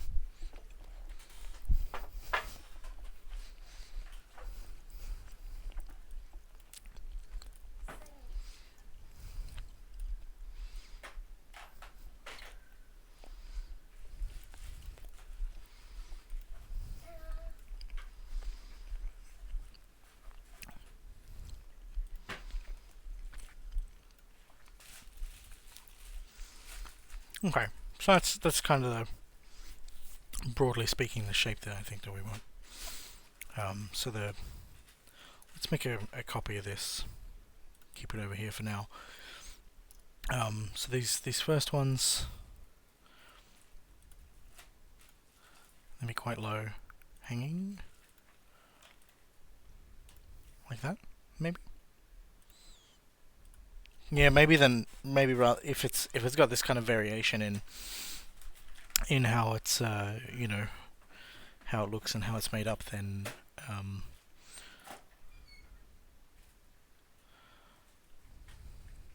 maybe it makes sense to not use height as a thing. Is that? I think that's okay. I mean, it seems like a reasonable size. So now we need to model some foliage. Depending upon like the type of game that you're working on, there's a bunch of different approaches that you could look at.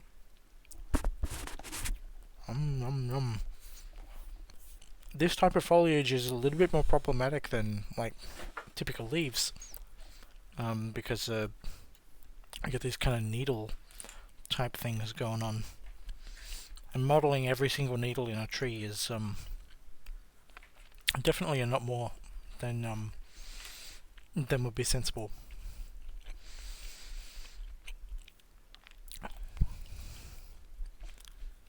Not a fan of the spruce.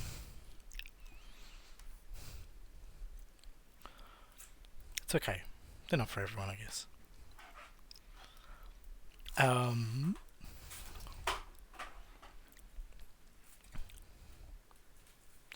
Let's scale that around the median point. Just gonna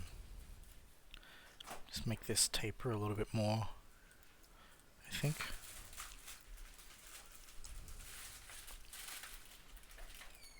Be a bit bigger as it goes into the tree. Yeah, that'll do. It's like I can never find it. I'm watching people's streams. I'm like, I would like to clip that, but I don't know where the clip button is. And never seem to find what I'm looking for.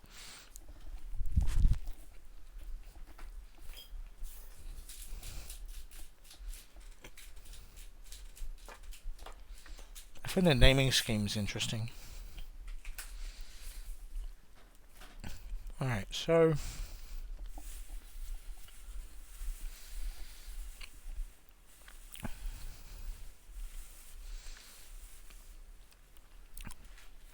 I guess what I need to think about is what is the essence of the shape here? You know, what is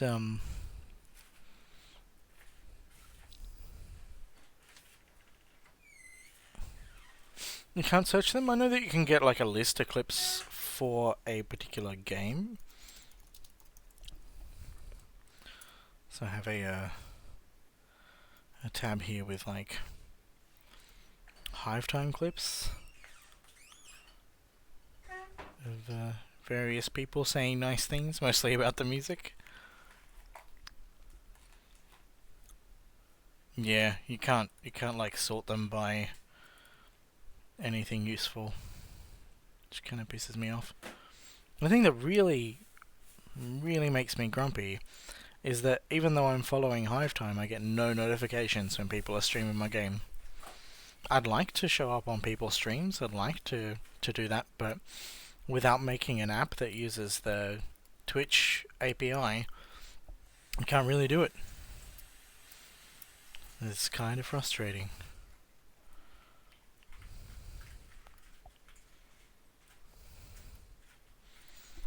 And I get it in the sense of like, if you wanted a notification for every person who's streaming Overwatch,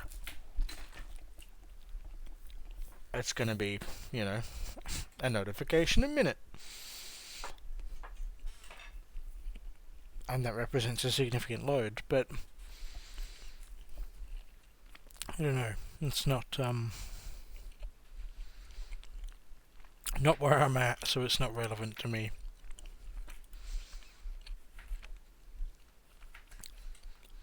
So I feel like I get this sense of being flat on top, jaggy on the bottom. You know? Thinner in the middle, expanding out, and then contracting again. So I think I can add another cube here. And let's call that done. Just position that correctly, don't want to look silly. There we go. There's our tree. Looks good. Alright. Yeah, so I think I can get what I'm after without a lot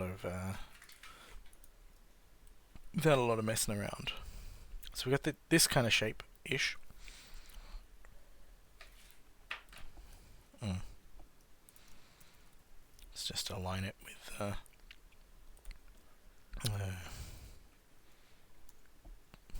sweet. So this is the kind of thing that we're gonna be looking towards. Maybe this is too extreme.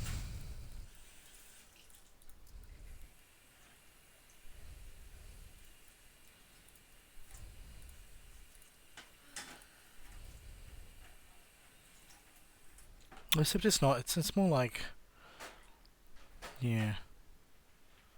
So I guess in that case,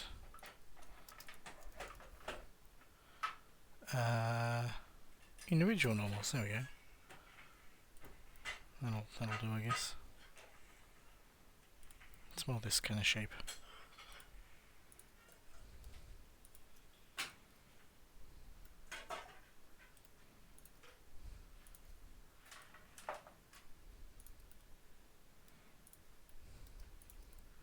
Oh. I could mirror this, but I'm feeling lazy. And then we also want to just grab these faces and triangulate them.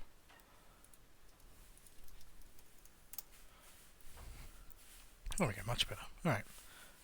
That's probably... I busted up my perfect alignment. Doesn't matter. It's fine.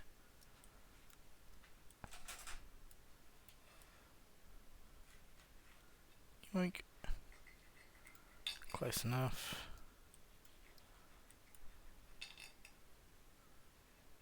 Also close enough. And all this is also not aligned. Good times. This is more of that going slow and wasting everyone's time. Alright, there we go. So,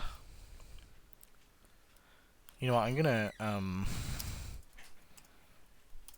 separate that into a separate object so that I can grab these without necessarily grabbing the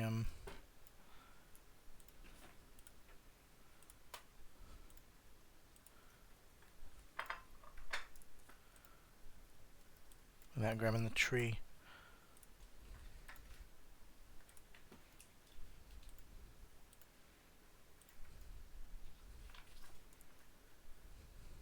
Alright.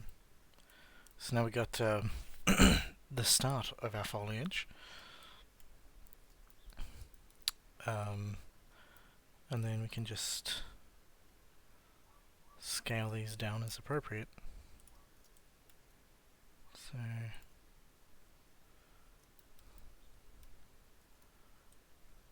gonna make it too big first, and then come on, don't give me that.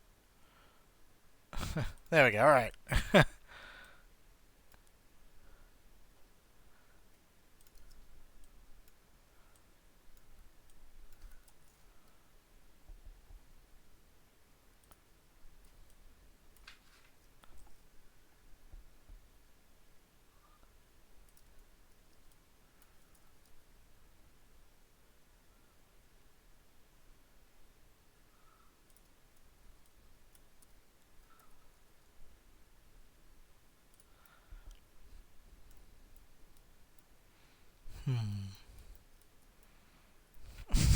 That just looks like a big leaf.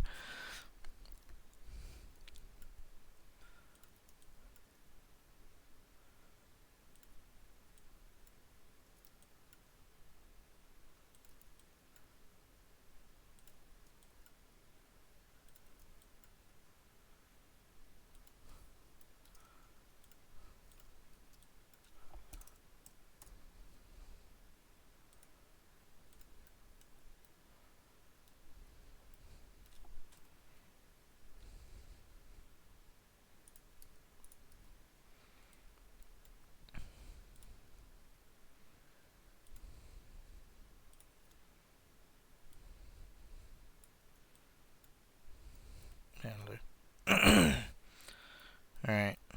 So we also need, excuse me, these to like feel jagged on the bottom.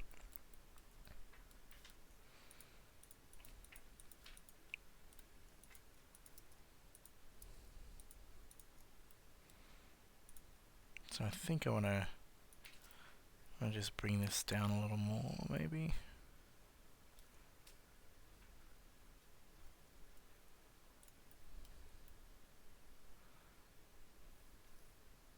Maybe.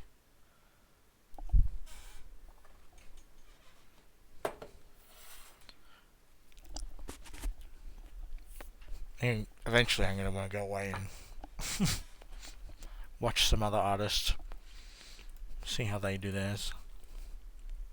I don't know.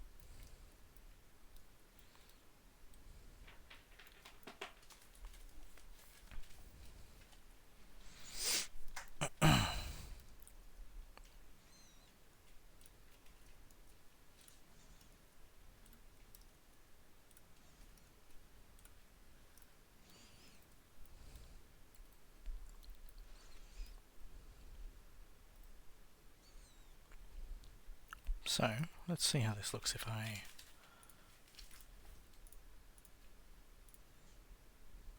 gonna grab every second edge here and make it all wrinkly.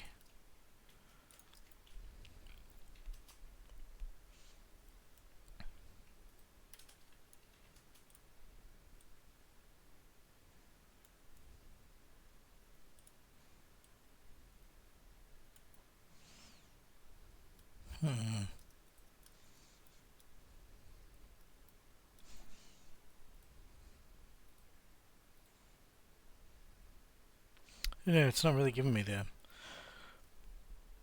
kind of feel that I was hoping for, but yeah, it'll probably do. Why not?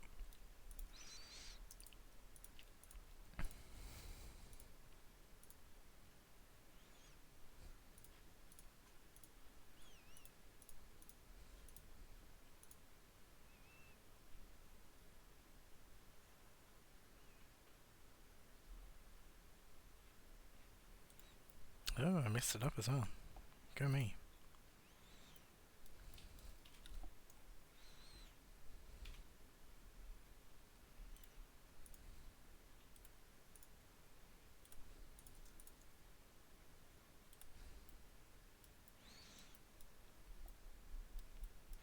No, that'll do. So let's just make sure that this is aligned with the branch, which it's not. Yoink. That'll do.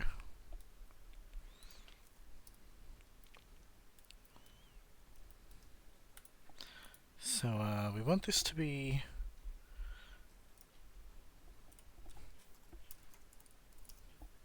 just a green, I guess. Some kind of slightly bluey green, I guess. Bit darker. Many dark. Oh my goodness. There we go. Alright. Yeah, something like that. Doesn't really matter. We're gonna mess with materials elsewhere. Trunk. And these want to be just some kind of dark browny colour.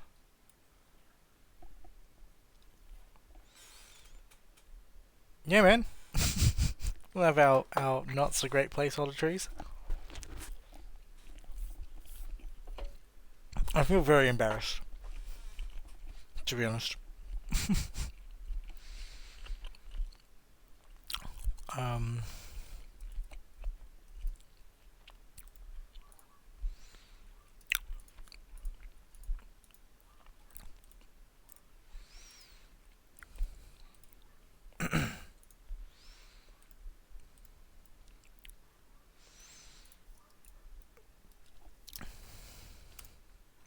okay, so now we can,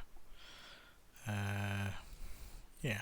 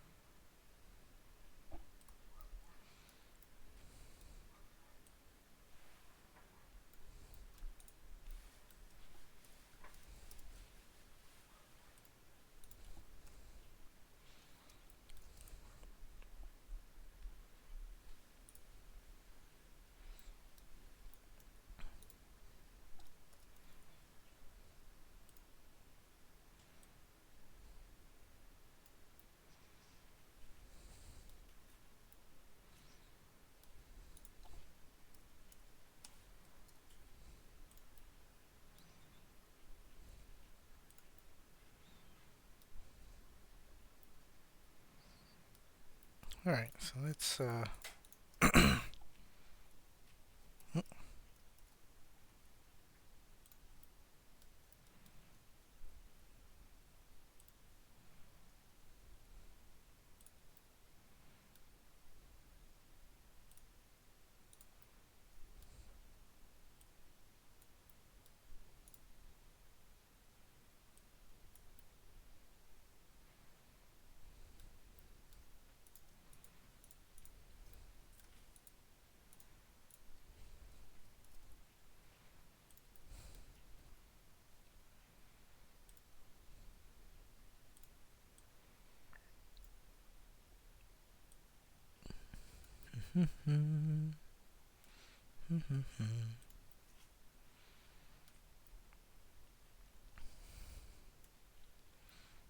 Maybe it's still not dense enough, I don't know.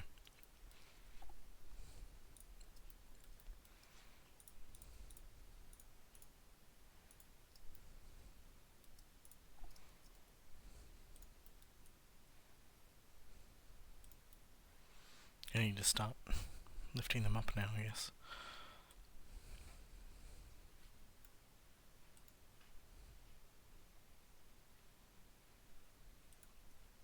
Yeah.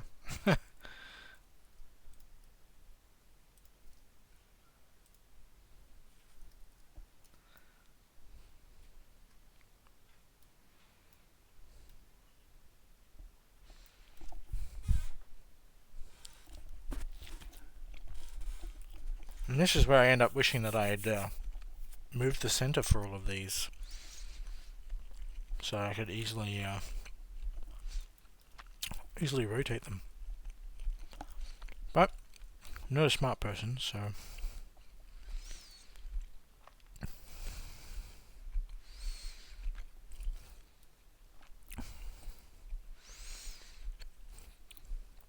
yeah. So we want some of this sort of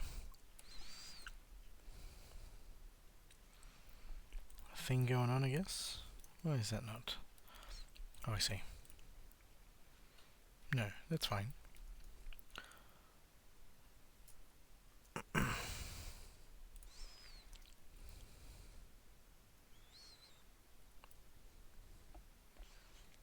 No, this isn't straight, that's why.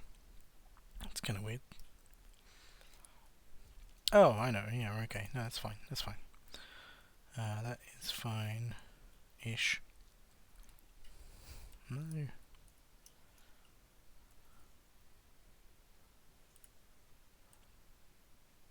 There you go, that should behave better.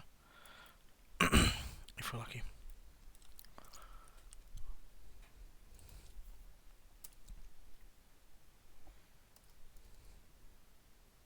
That's better.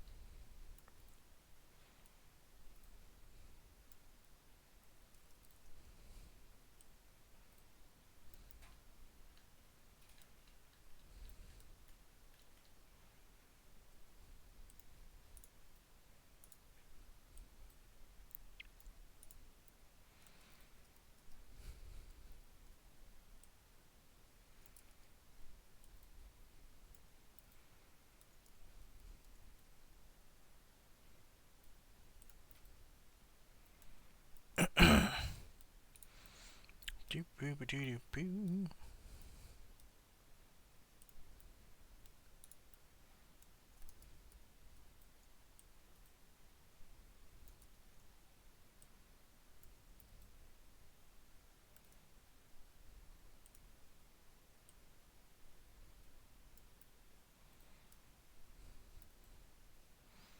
Yeah, I mean, it's kind of starting to get the feel that I wanted to have. Yum, yum.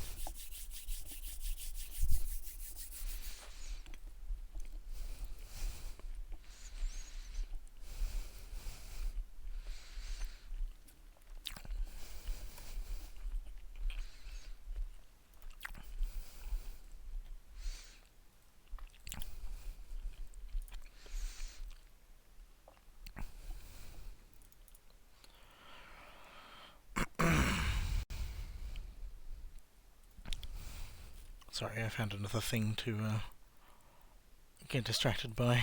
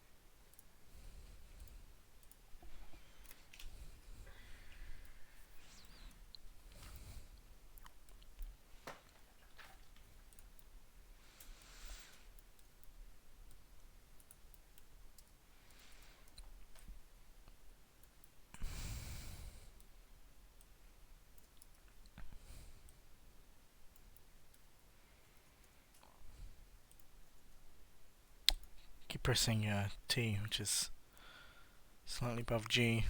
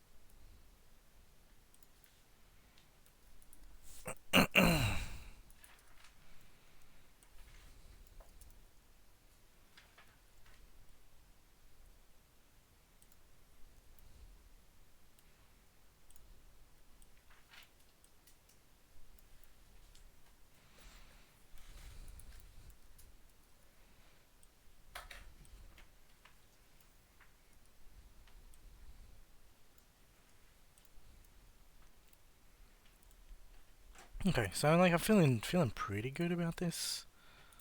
Um,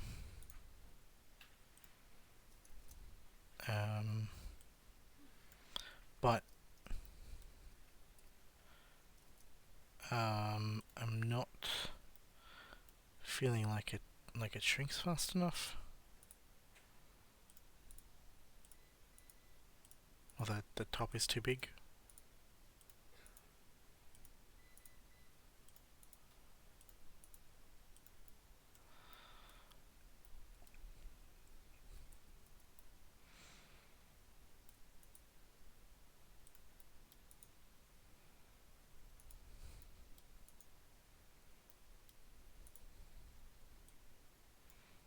Yeah, I feel like these all need to be a bit smaller.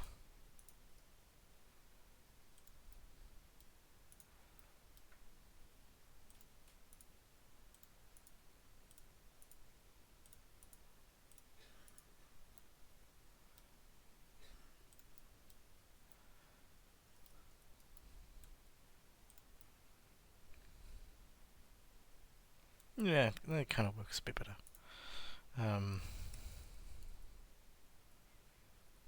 Yep, there we go. Some more of these going on.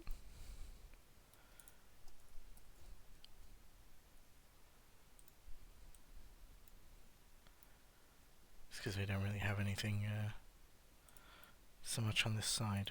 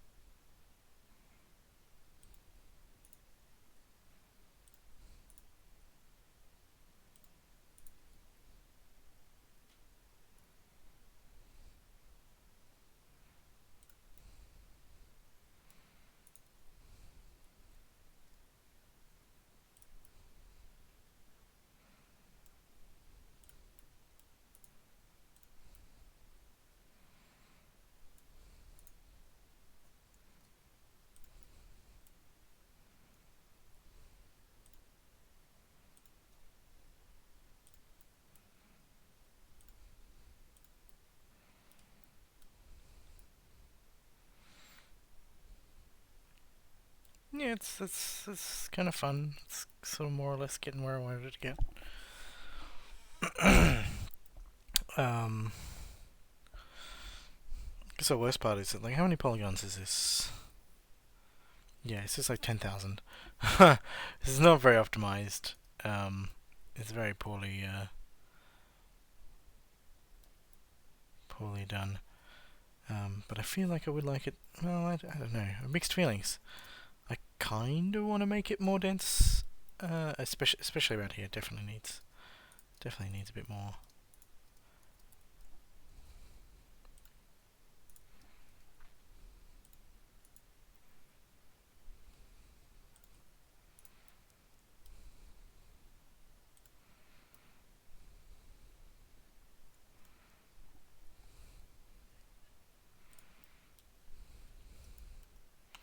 Some of these are not very well aligned with the tree.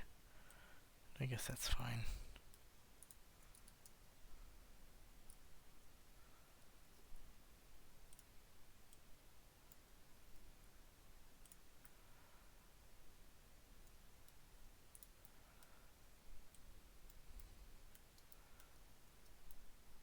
I suppose that's kind of okay. Alright, let's call that a tree. Alright, so the next thing I need to look at is it's coughing. No, the next thing I need to look at is how tall this is compared to a person.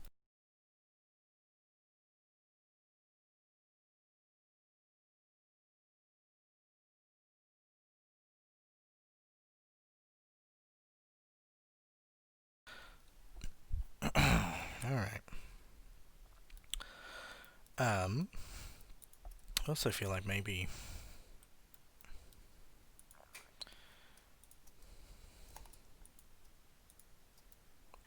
Oh, okay. Maybe it needs to,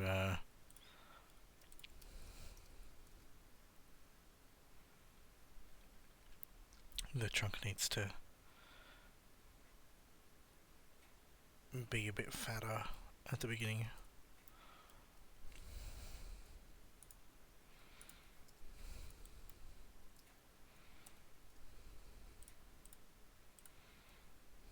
Is there a shortcut for disabling that? But I not remember what it is.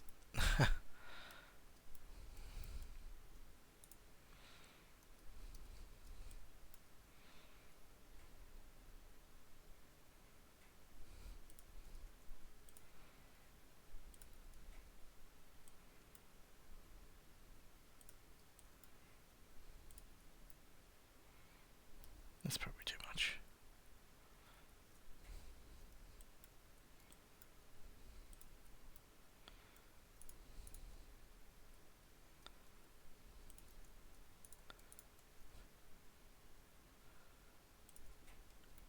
Yeah, that feels a little bit nicer. All right. Yeah. So how big is this compared to a person? So let us why can we not append? Oh, because we're in edit mode. Append, and we're gonna get. I guess I'll just pull this horse in. Goodness horse, what are you called? You're called Cube? Of course you're called Cube. That is an armature. Okay. Alright.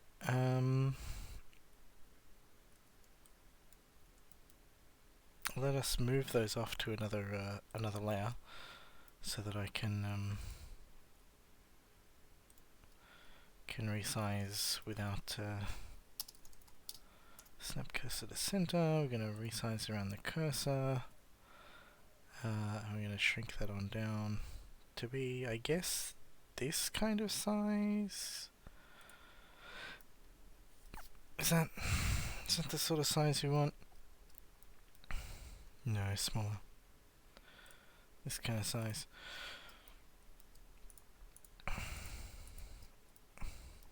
Just want to select the light. Yeah, okay, so that feels good. Thanks, horse. But I have like sort of considered.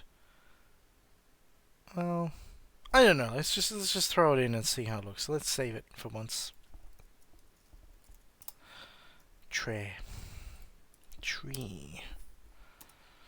Alright, and then we will export to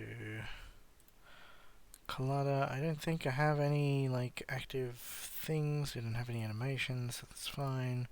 Let's just put let's just call this tree test. Alright, back over to Godot here. We have our tree scene.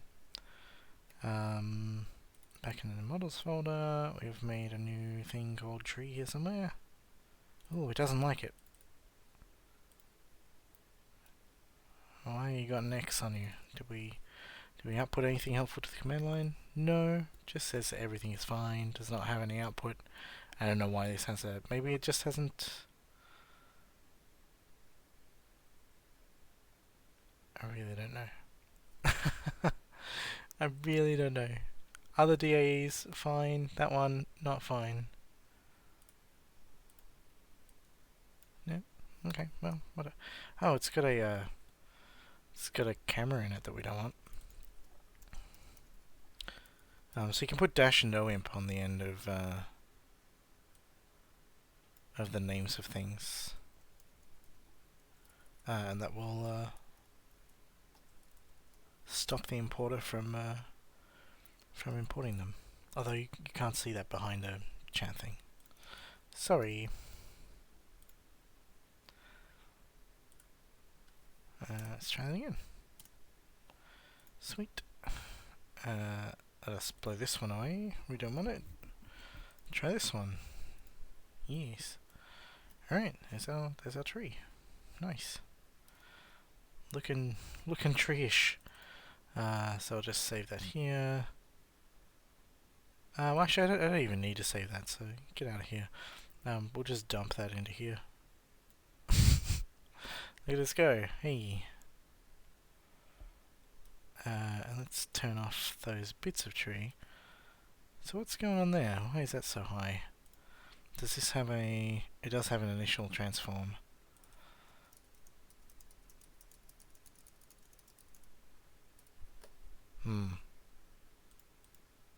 That's what I wanted. Yeah, sweet. Alright, looking good. So where does that leave our little tree? Little trees are much smaller by comparison. And a bit lower, but that's fine. So what we want to do here instead, positioning is fine.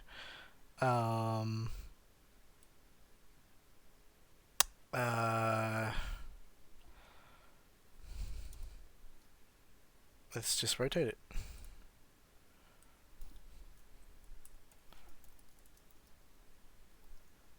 We'll rotate around the Z axis, I guess, by H. And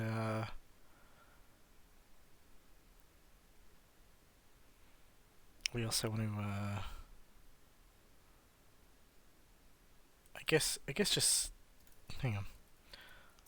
Let's just comment out the old tree stuff there. So we want to rotate X. Let's leave that intact as well. So let's comment out all of that. Doink.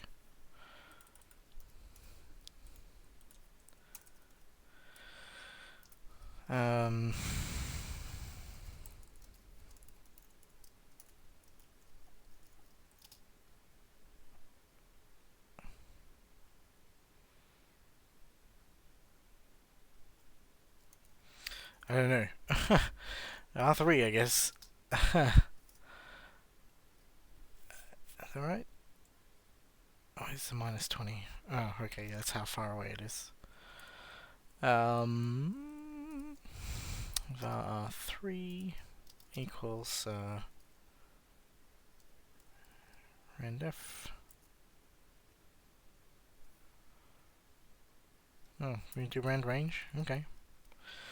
To 360. I guess the other thing I should do is like, because I'm terrible at remembering explicitly, is I want to go to spatial we have? Hey, there we go. Does this take radians or degrees? Radians. Yeah, right. So in that case, you want to go to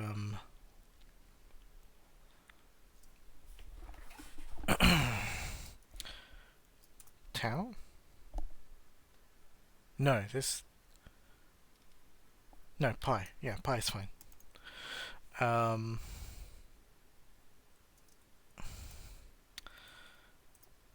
want to rotate x by r3. So that means it'll pick a random 360 degree rotation for that. It's going to move it into the right place. And then the last thing we wanted to do was set scale. Is it set scale? Set. Oh, yeah. Scale. Oh, it's like scale object or something.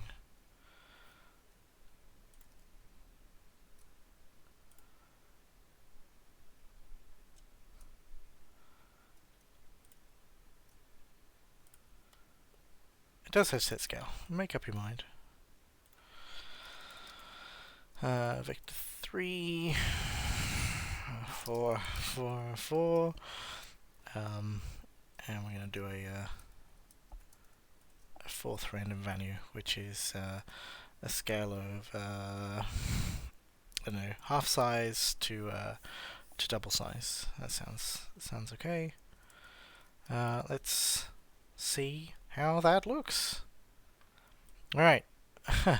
Are we ready? Are we ready for like here in a rocking game?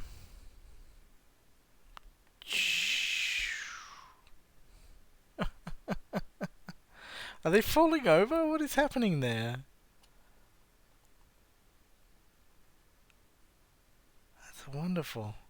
I have no idea what you're doing, tree, but I love you.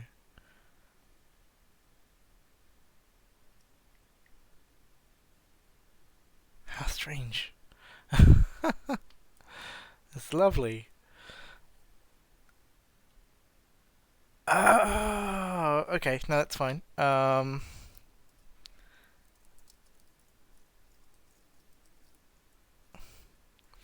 So, yeah, that's more sensible. Let's try that again. New game. It's still a little bit big.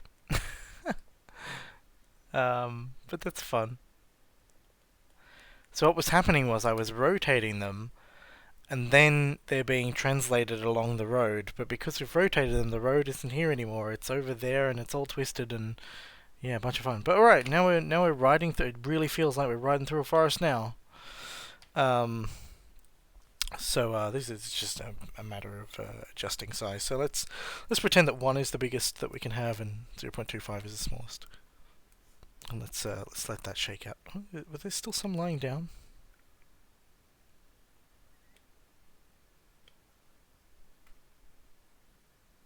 There are. Well, I don't.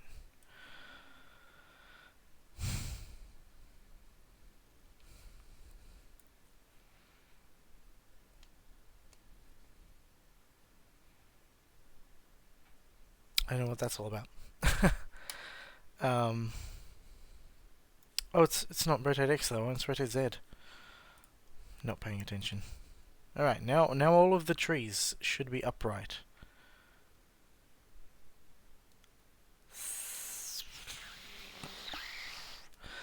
Oh, it's Y. It's Y in Godot. Y is up in Godot. All right, trees, we got you. It's gonna be fine.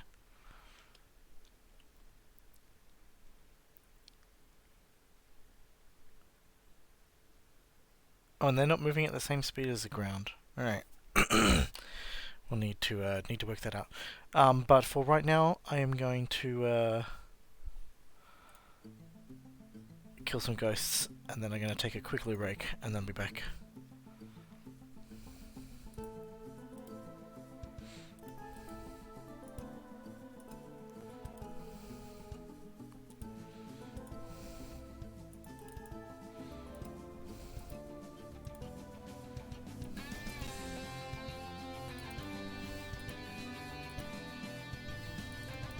Yeah.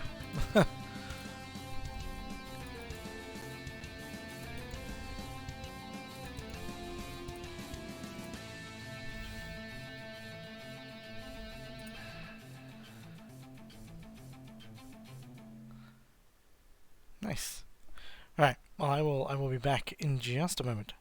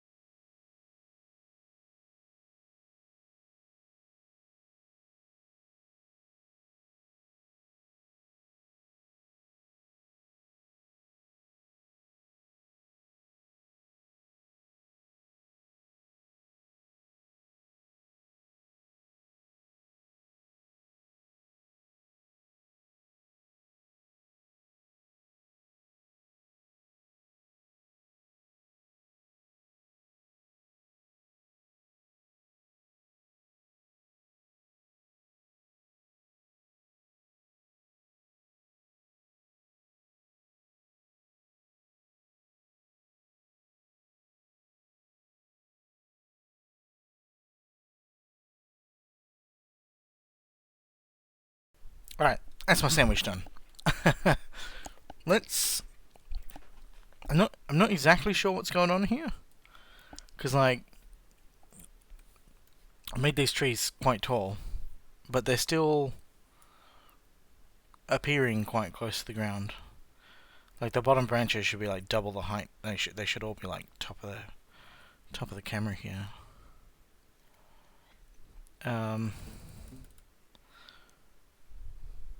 But a bunch of them are not, and I don't... Excuse me, don't yet know why. So...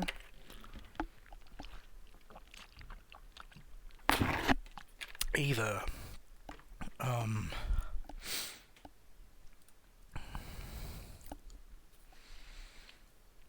You know, remember we moved stuff down, so I wonder if we go back here... we go to tree layer... Oh, that doesn't even have a position. Okay.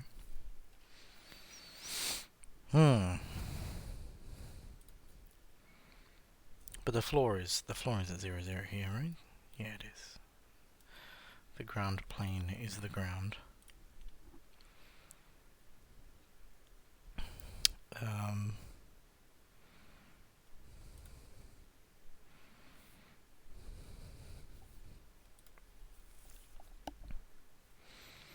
It says the ground is moving by 0.06 times speed. What is speed? Speed? Oh, I see. Okay.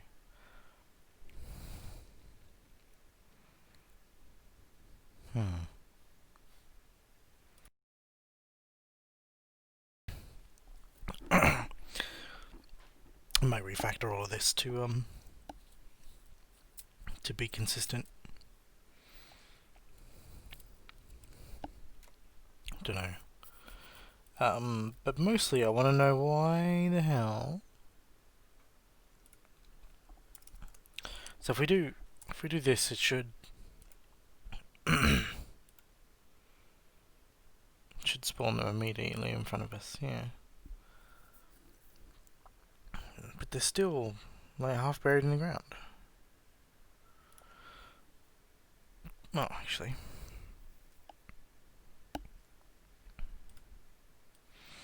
Let's run that. Just turn the ground off. Oh.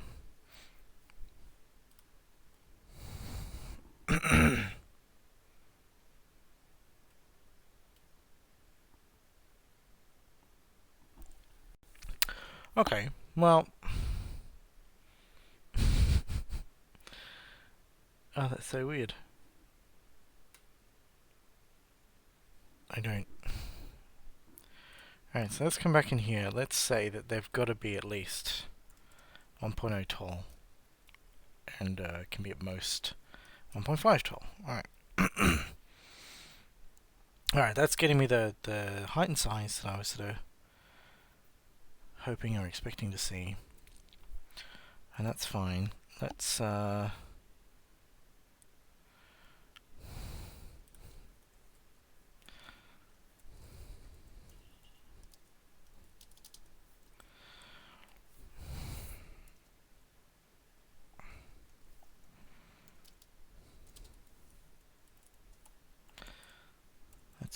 let's get these back to whatever there. Alright, let's spawn them off into the distance again.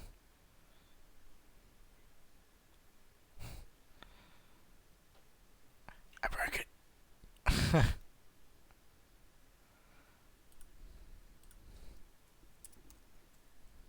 Does that not work? I thought that worked.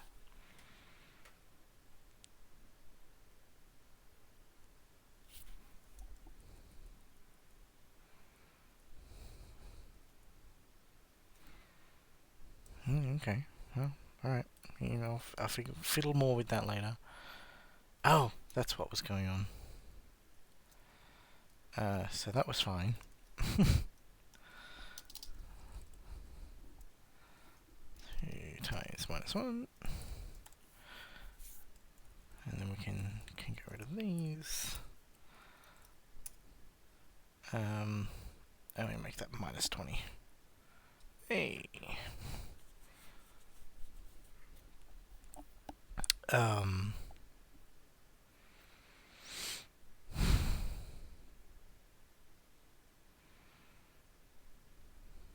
So we want the minimum to be like 4. Does that give us a bit of a clearing? Yeah, that's more what I had in mind. So that even 4 might be a bit small. So let's go 4.5 and just thin that out a little.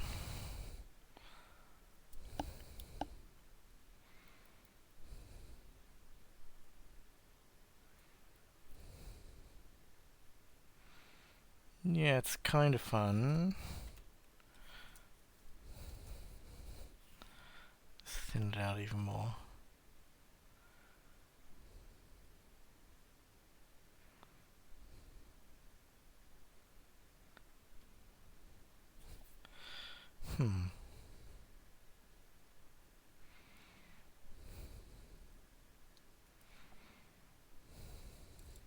Probably just don't need so many of these. So speed needs to be mm,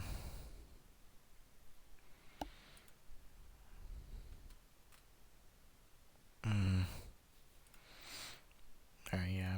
I'm gonna sorry Nemoder, we'll change your stuff. um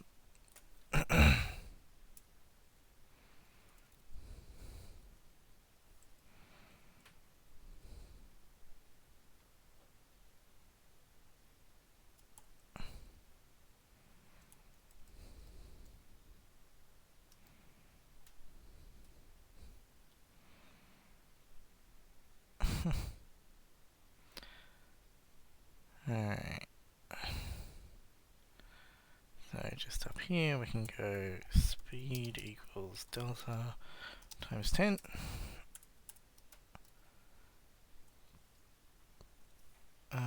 Speed. Let's try it again. Alright, 10's not enough. 50. 500? Hey, there we go.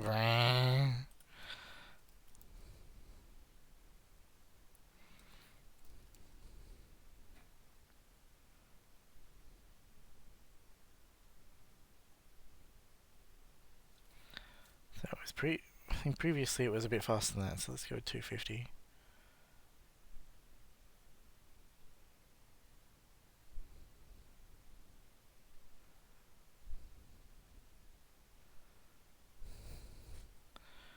Now you want the trees to go a bit faster.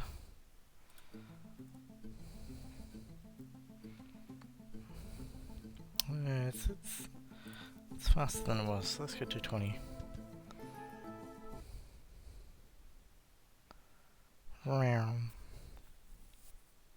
So yeah, it was like the ground was maybe a little bit slower than the ghosts, which I thought was kind of fun. So yeah, let's pretend that's 220. And then for tree movement here, speed.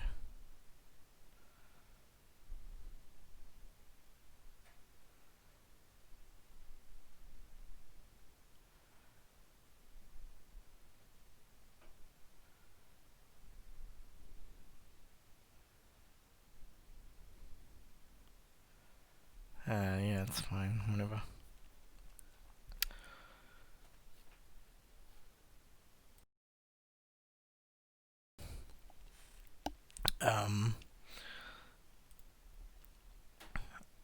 So this is like UV offset rather than actual like units of measurement. So road, how big is a ground tile in terms of its size? Is transformed. Okay, so this is a scale of 1, which means that they're 2.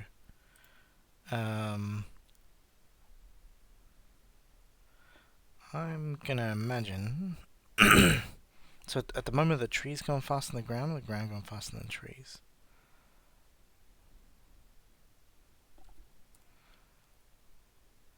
The ground is going faster than the trees.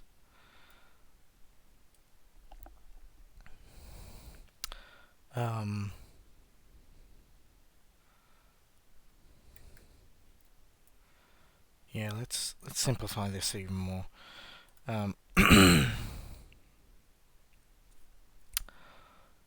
So let's just pull this back to 6 and 2.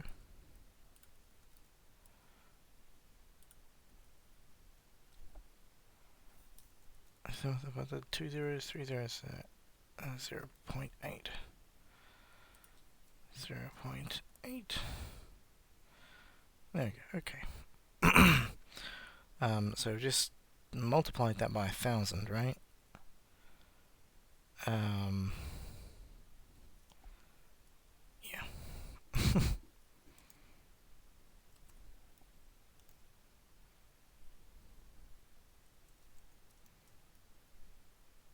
That's not what I meant to press.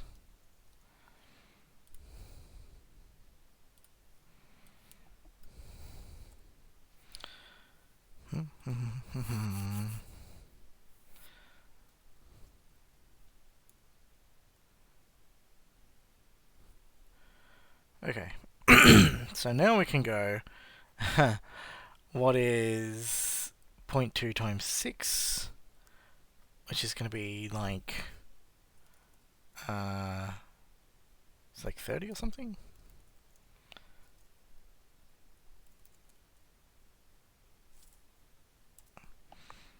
I'm not good at doing maths in my head. 6.2. Yeah, 30. Okay. Alright.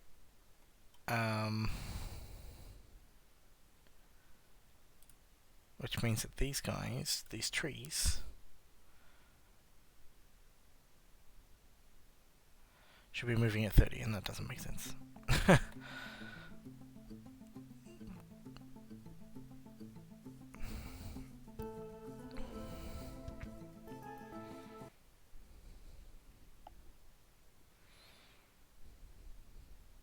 It's just speed times delta. Let's just turn to 6.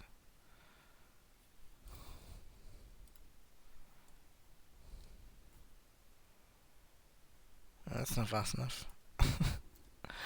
Is 7 fast enough? Oh, hang on. That won't work until we reload it.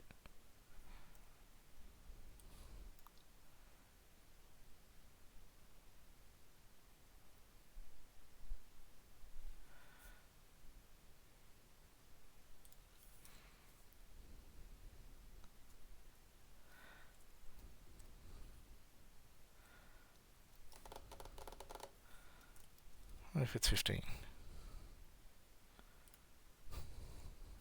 It's not 15. It's funny how the speed makes it look like it's floating above the ground rather than sitting on the ground. We don't have any like shadows left. I kind of like this feel, but I feel like I need to just sort of sync them up.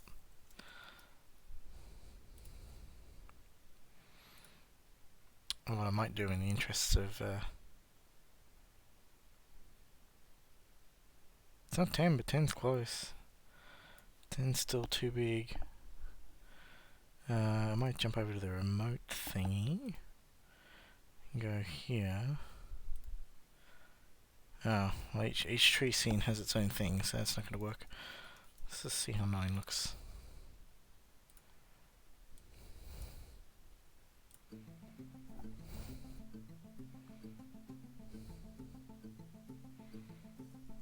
A little bit of jumpiness, a little bit of shifting.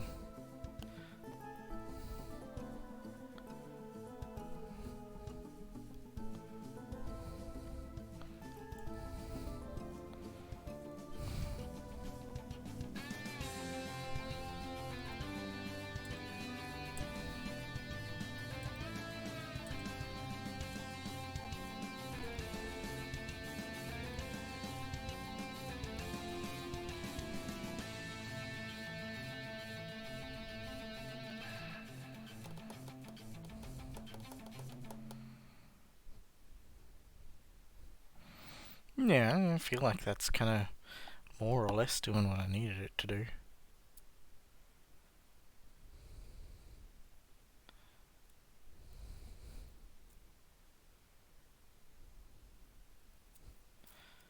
I'll need to optimize this tree a little though. So we can probably definitely not going to be seeing that. And same goes for like every branch.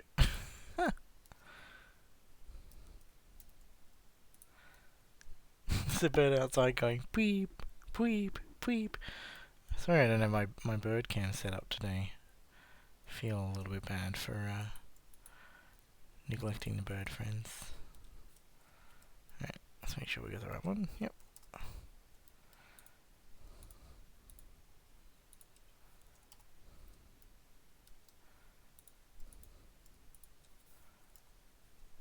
There are probably better ways of culling faces like these.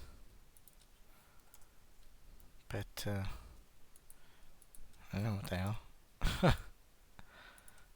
It's also more of that. Work slow, give yourself more time to think.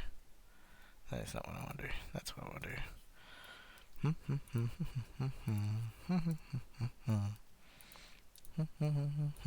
So I'm thinking like, I wanted to make these trees, so like it's fine. There's no problem at all there. Are these two like real close to each other? They are. Well, I mean that's not specifically bad. It's kind of fine where they are, I suppose.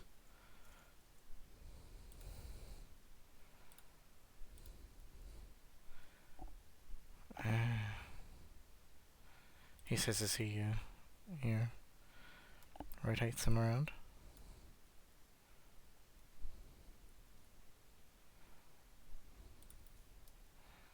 Yeah, where was I? Still that one.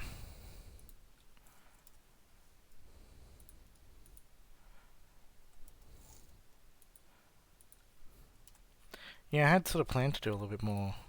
I was thinking of doing a little bit more variation on each of the branches. If I knew that I was only doing this level, then I probably would have just made do with cloned copies that were like duplicated and then scaled, but still being or reflecting the original.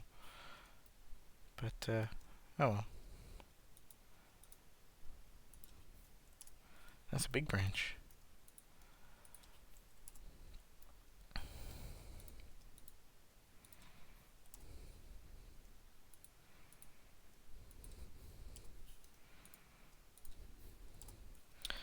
You know, not super big in the way of optimizations, but it's taking 4 faces off each branch. Hey Aubrey, how you doing? Sorry, I was just taking a break a minute ago. Is my mic still on? Did I remember to put that back on? It's possible that I remember to put that back on. Yeah, mics are good. Alright, sweet. I have a have a bad habit of not putting my mic back on. Good to hear, good to hear. No one's already gone. This one is still here. Let's go in the wrong direction. I'm upside down again. Alright, that's better. Alright, going down the tree is the next one. I'm just doing some very inefficient, low gain culling. I was just saying that I imagine that Blender has something for removing faces that are internal to other volumes. But it's fine. It's not a big deal. Would you like to see my my prototypey thing in action? I don't know if you were here when I was playing it just now.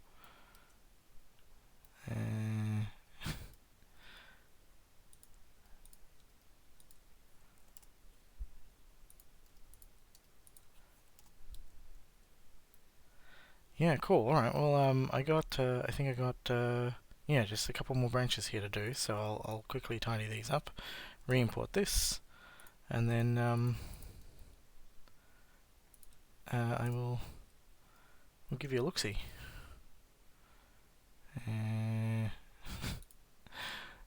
Yeah, alright. I'm like, you get 3 to 4 paces per branch. I got a lot of branches. I noticed that it was having a good little think about these. I just modeled the spruce thing, which was a little bit fun and very slow and boring for anyone who was watching. Export.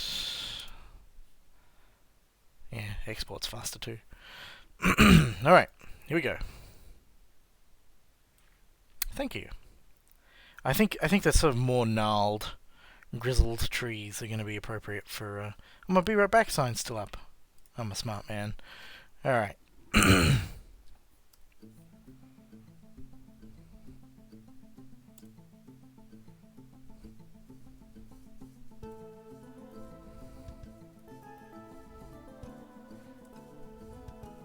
It's just a little rhythm-based game. Oh, I missed that one.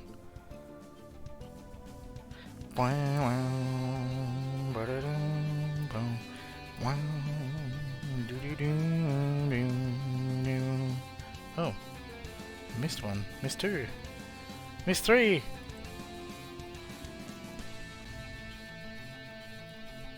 I thought you might like those ghosts.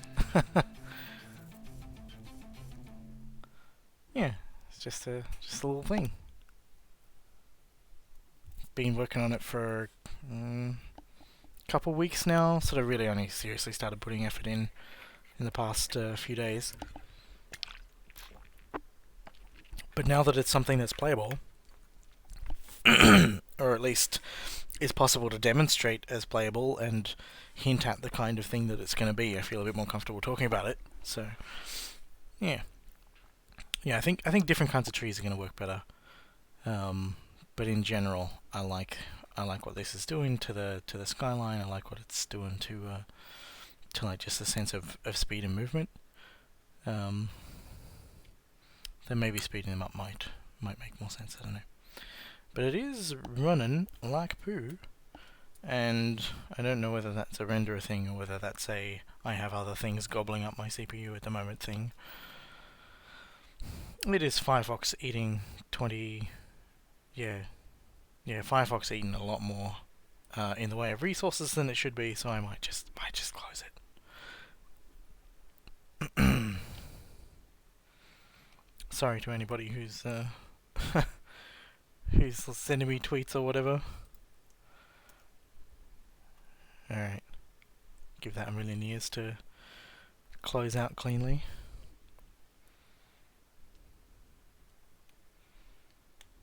Yeah, that's heaps smoother. I mean, I don't even know if that's visible on stream, but between OBS chewing a bunch of CPU and Firefox losing its marbles, everything was getting a bit stuttery, and I was like, oh, okay, trees are too big. Yeah, so I wanna have like different types of ghosts that require like different combinations. If it feels like the game needs it, then I'll add like jumping and ducking, like the idea of like ducking under a branch, or whatever. So you know those ideas are kind of an option as well. But yeah, sort of want to keep it small. Keep each little run feeling like a little maybe self-contained story type thing, where it's you know you pick an objective. So you're either like rescuing or defeating or capturing or something, and then the game will like randomly assign a MacGuffin, which might be a princess or a dragon or a treasure or whatever, but maybe you're going to rescue the treasure, or maybe you're going to rescue a dragon, or you're going to defeat the princess or something like that. Those kind of combinations, interesting and amusing combinations, feel like they could be fun. But yeah, so that's where that's at. I've been I don't know what your animation foo is like, but I've found that Yeah, I couldn't I need the attacks to effectively be instant, because it's like a timing based thing, right? But I need to convey the sense of it being a swing as opposed to just appearing over there. And I'm feeling like that's going to be best communicated with a trail effect, rather than like a fast animation. So yeah, I'm gonna have to put some points into animation to learn how to do that properly. But yeah, I'm feeling pretty good. It's already like it's still very bare bones, but I feel like it's already kind of fun as it is, and I'm enjoying that. And the fire little torch thing looks cool, and I don't know. I wanted it to have more dramatic sweeping shadows when you like held it up and did whatever to try and attack things, but it's not. It's all happening a little bit too fast to be nicely noticeable, I think.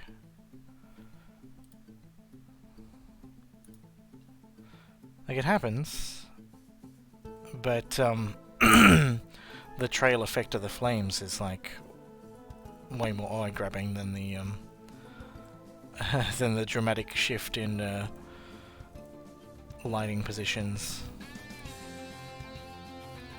Although if you look for it, you can see the horse's head is mirrored. I might make these guys glow blue instead of yellow or something, because it's easy to read the yellow as being like torchlight.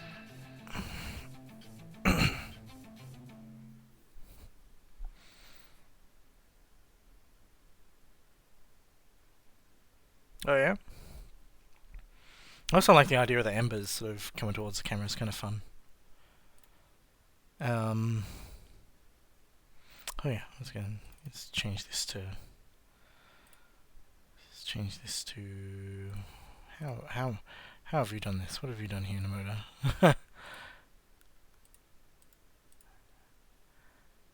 What is he using to make this yellow? Because that's just white, right? Yeah. How are you doing that? Ah, there it is. That's the emission color.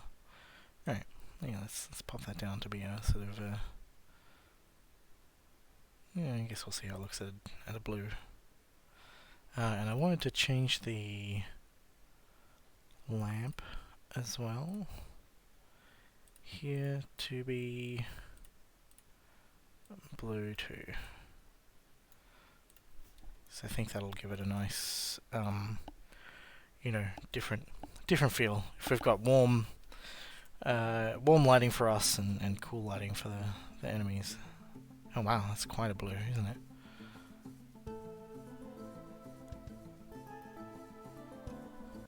Yeah, I think something lighter probably makes a little bit more sense. Let's try maybe like that, maybe.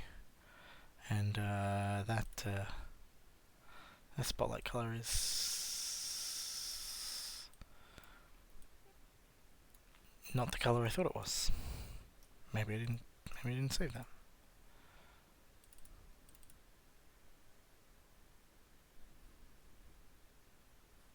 Wait, I want this. Okay, I do have this selected. Alright, let's try that now.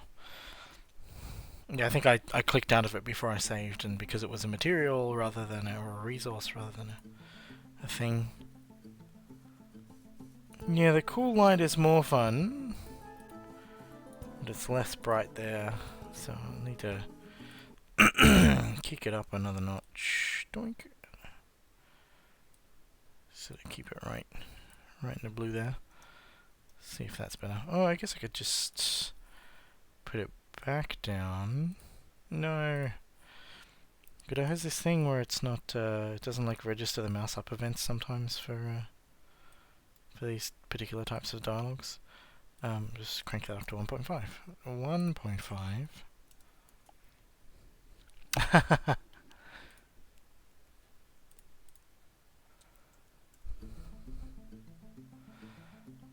Sadly, these aren't friendly ghosts. Maybe I should do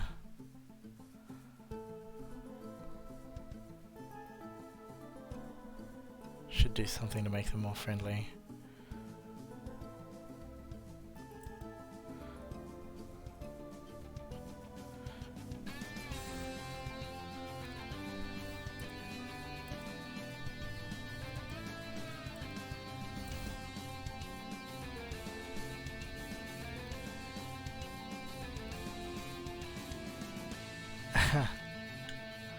Yeah, I didn't even think about it, but another friend of mine suggested that it could aim to release this at the end of October, and I was like, oh, okay, yeah, I guess that makes sense. Um, I wasn't even watching the activation color on the ghosts there, so let's see how that feels. It's not even noticeable. So let's change that. That's this one, yellow body, and it needs to be more blue.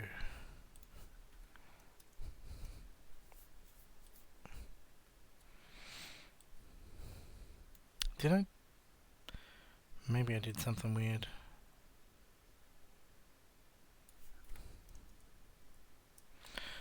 Because this was like visibly yellow before. I might stash those changes and try it again.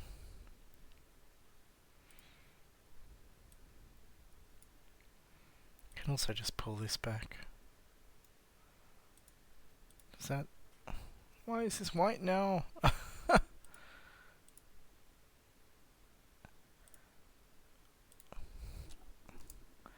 Oh yeah, no, I must have clicked weirdly there. Alright, let's put that back to white.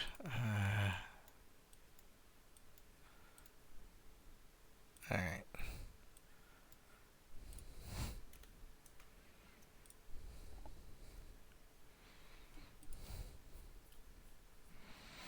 I don't know, are these ghosts spooky or are they too cute? Alright, so how do they look?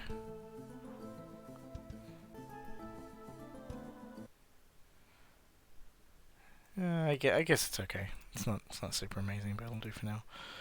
Let me save my tree here. Yep. Goodbye, Spruce. And I'll open up the ghosty so that we can have a look at him. There he is, little fat friend. Let's get a little hood thing. This guy's two little teeth. Ah, two teeth always cute. I want to make these hair bits wobble a bit when I animate him. He's based on a little piece of concept art that Mim did, which I've now closed.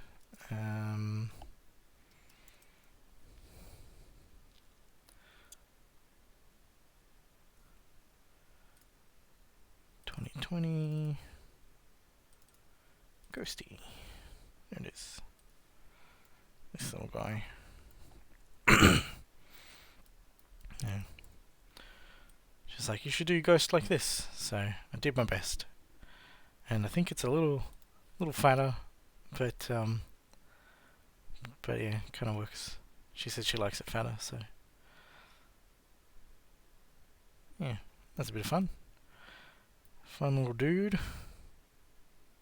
I'll do, yeah, as I said, I was going to do a bunch of variations, so and then maybe they're not all going to be ghosts. Maybe there's like clouds of bats that you got to wave your light at or something, or maybe vines that you got to cut through, or brambles. Cutting through brambles is always fun, right? But yeah, that sort of stuff. Let's look if we how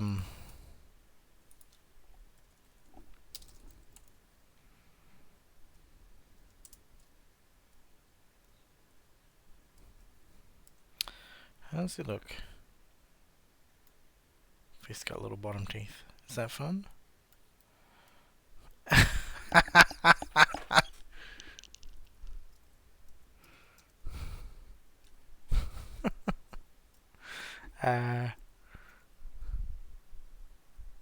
That's silly. Yeah, when I animate him and sort of make him undulate a little bit, maybe put some kind of weird shader effect that gives him like a wispy trail or something. Could be fun. Don't know. Maybe I should like push more stuff into shaders. Just thinking about maybe doing all of the ground stuff as a shader. Maybe. That reminds me. Did we turn off the fog? Was something I I wanted to check. We do have it. And it's 30. Let's pull that back down to like 20.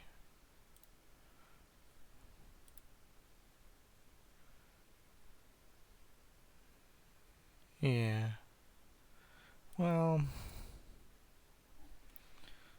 let's get back to 30. So the fog just makes everything a silhouette. I like it. I like it when the ghosties sort of emerge from the silhouette. I think that's fun. And like the more lead time I give them, the better. But this does allow them to like feel like they're popping in quite fast. Maybe that's good. I don't know. But I like that it makes the trees proper silhouettes in the distance. Was there also a like a height fog as well? I wonder if that has to be like a separate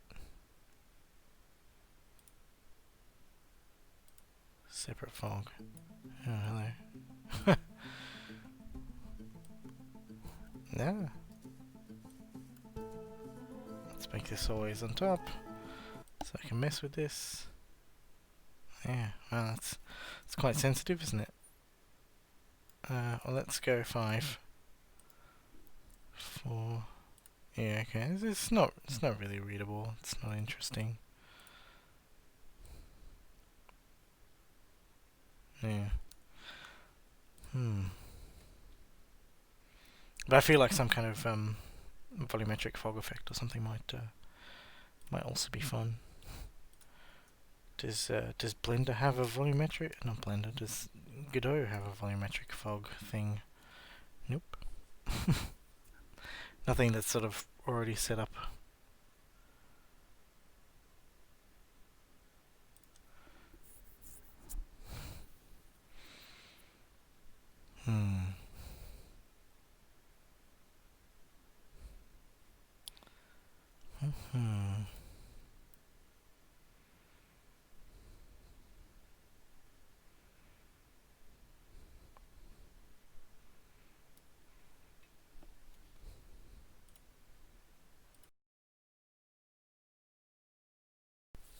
Yeah. Well, I guess like that's something I do in a shader anyway. But yeah, that could be fun to have that sort of thing going on. Maybe some fireflies that can whiz past.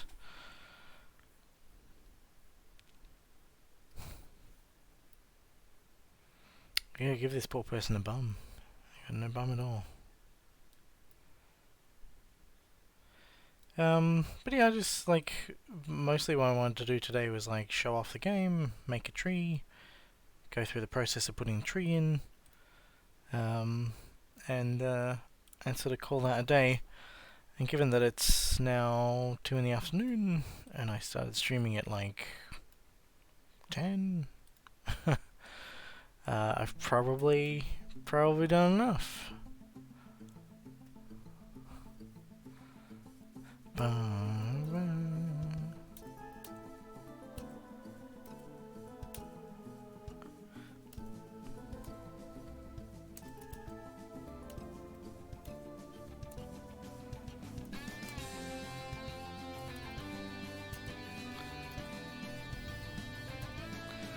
I've just eyeballed the maybe I should make them red. Just eyeballed the timings for now.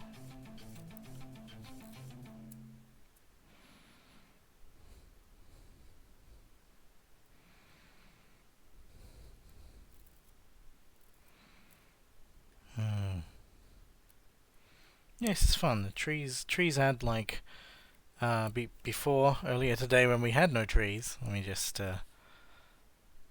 enable no tree mode. Oh, that doesn't do it? Oh, it'll only do it for stuff that's like already instantiated. Yeah. Well, never mind then. Oh, I know what'll do it. Over here? Oh, that doesn't, because it's not, Oh, anyway, when there were no trees, which we can totally do. Uh,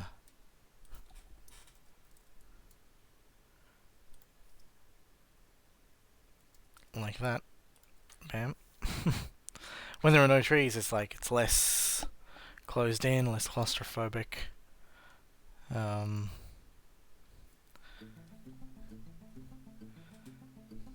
the trees also kind of feel like they help convey a sense of movement as well.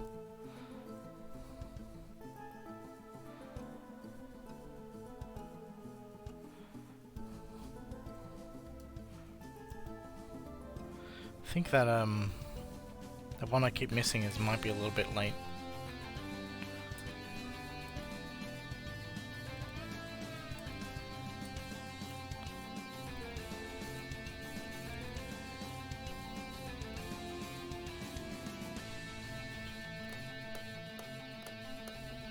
Woo!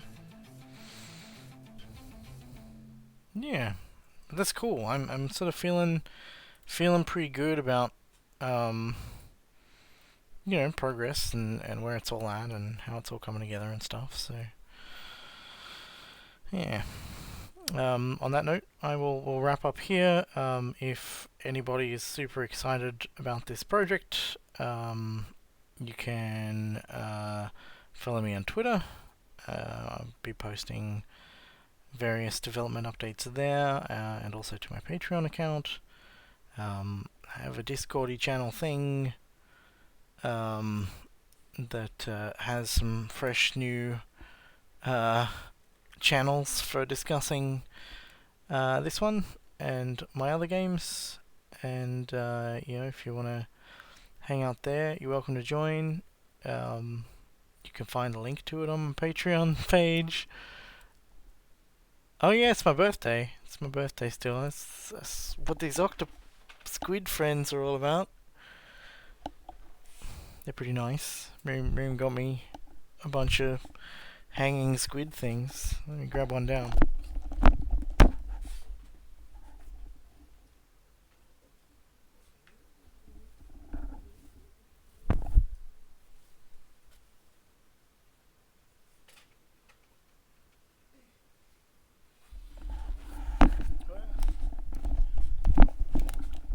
So I got home from a morning walk. I had a whole bunch of squid friends hanging around my workstation, play space, whatever, and that was a bit of fun. Yeah. So yeah, I'm sort of hoping to wrap this one up, this game up a bit faster than Hive Time. You don't have a set release date. Obviously, I want to do a lot of exploration and confirmation of various gameplay ideas that I've got. And once I feel like I've explored that space, then content production will be a lot more predictable. And at that point, I'll be able to more confidently project a release date. But for now, just kind of months rather than years is sort of what I got in mind, and we'll see how it all pans out. Thanks for watching. Hope it's been interesting. And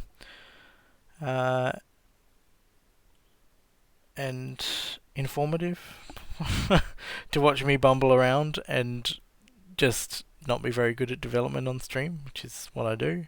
But that's normal, right? Like everybody, takes the time to work out what they're doing and get to where they need to get. And sometimes, doing it on camera is a little bit daunting, but I think it's worth doing. It's nice to extend beyond your comfort zone and show off stuff that you wouldn't necessarily want to show off, because there's chances are that there's someone out there who is going to benefit from seeing that. Dragoy was asking earlier about some Blender stuff. There was some discussion about audio in Godot. There's a discussion about type safety in Godot, and turns out Godot does have some type safety stuff. So it was it was good to talk about that and do stuff. Yeah, no, it is because so much of development is just sitting there, picking your nose, having to think about what's going on rather than actually typing. And you know, anytime you look at chat or go to talk or whatever, it can break your train of thought. It's a lot harder to stay focused. I like that tree. I feel like I could have done that tree in half the time if I was just working here on my own. But the constant need to waffle um, definitely has an impact on my productivity levels. But no, I enjoy being able to share some of this stuff. So yeah, I hope to stream a bit more and show off a bit more of the progress of the game as it comes along.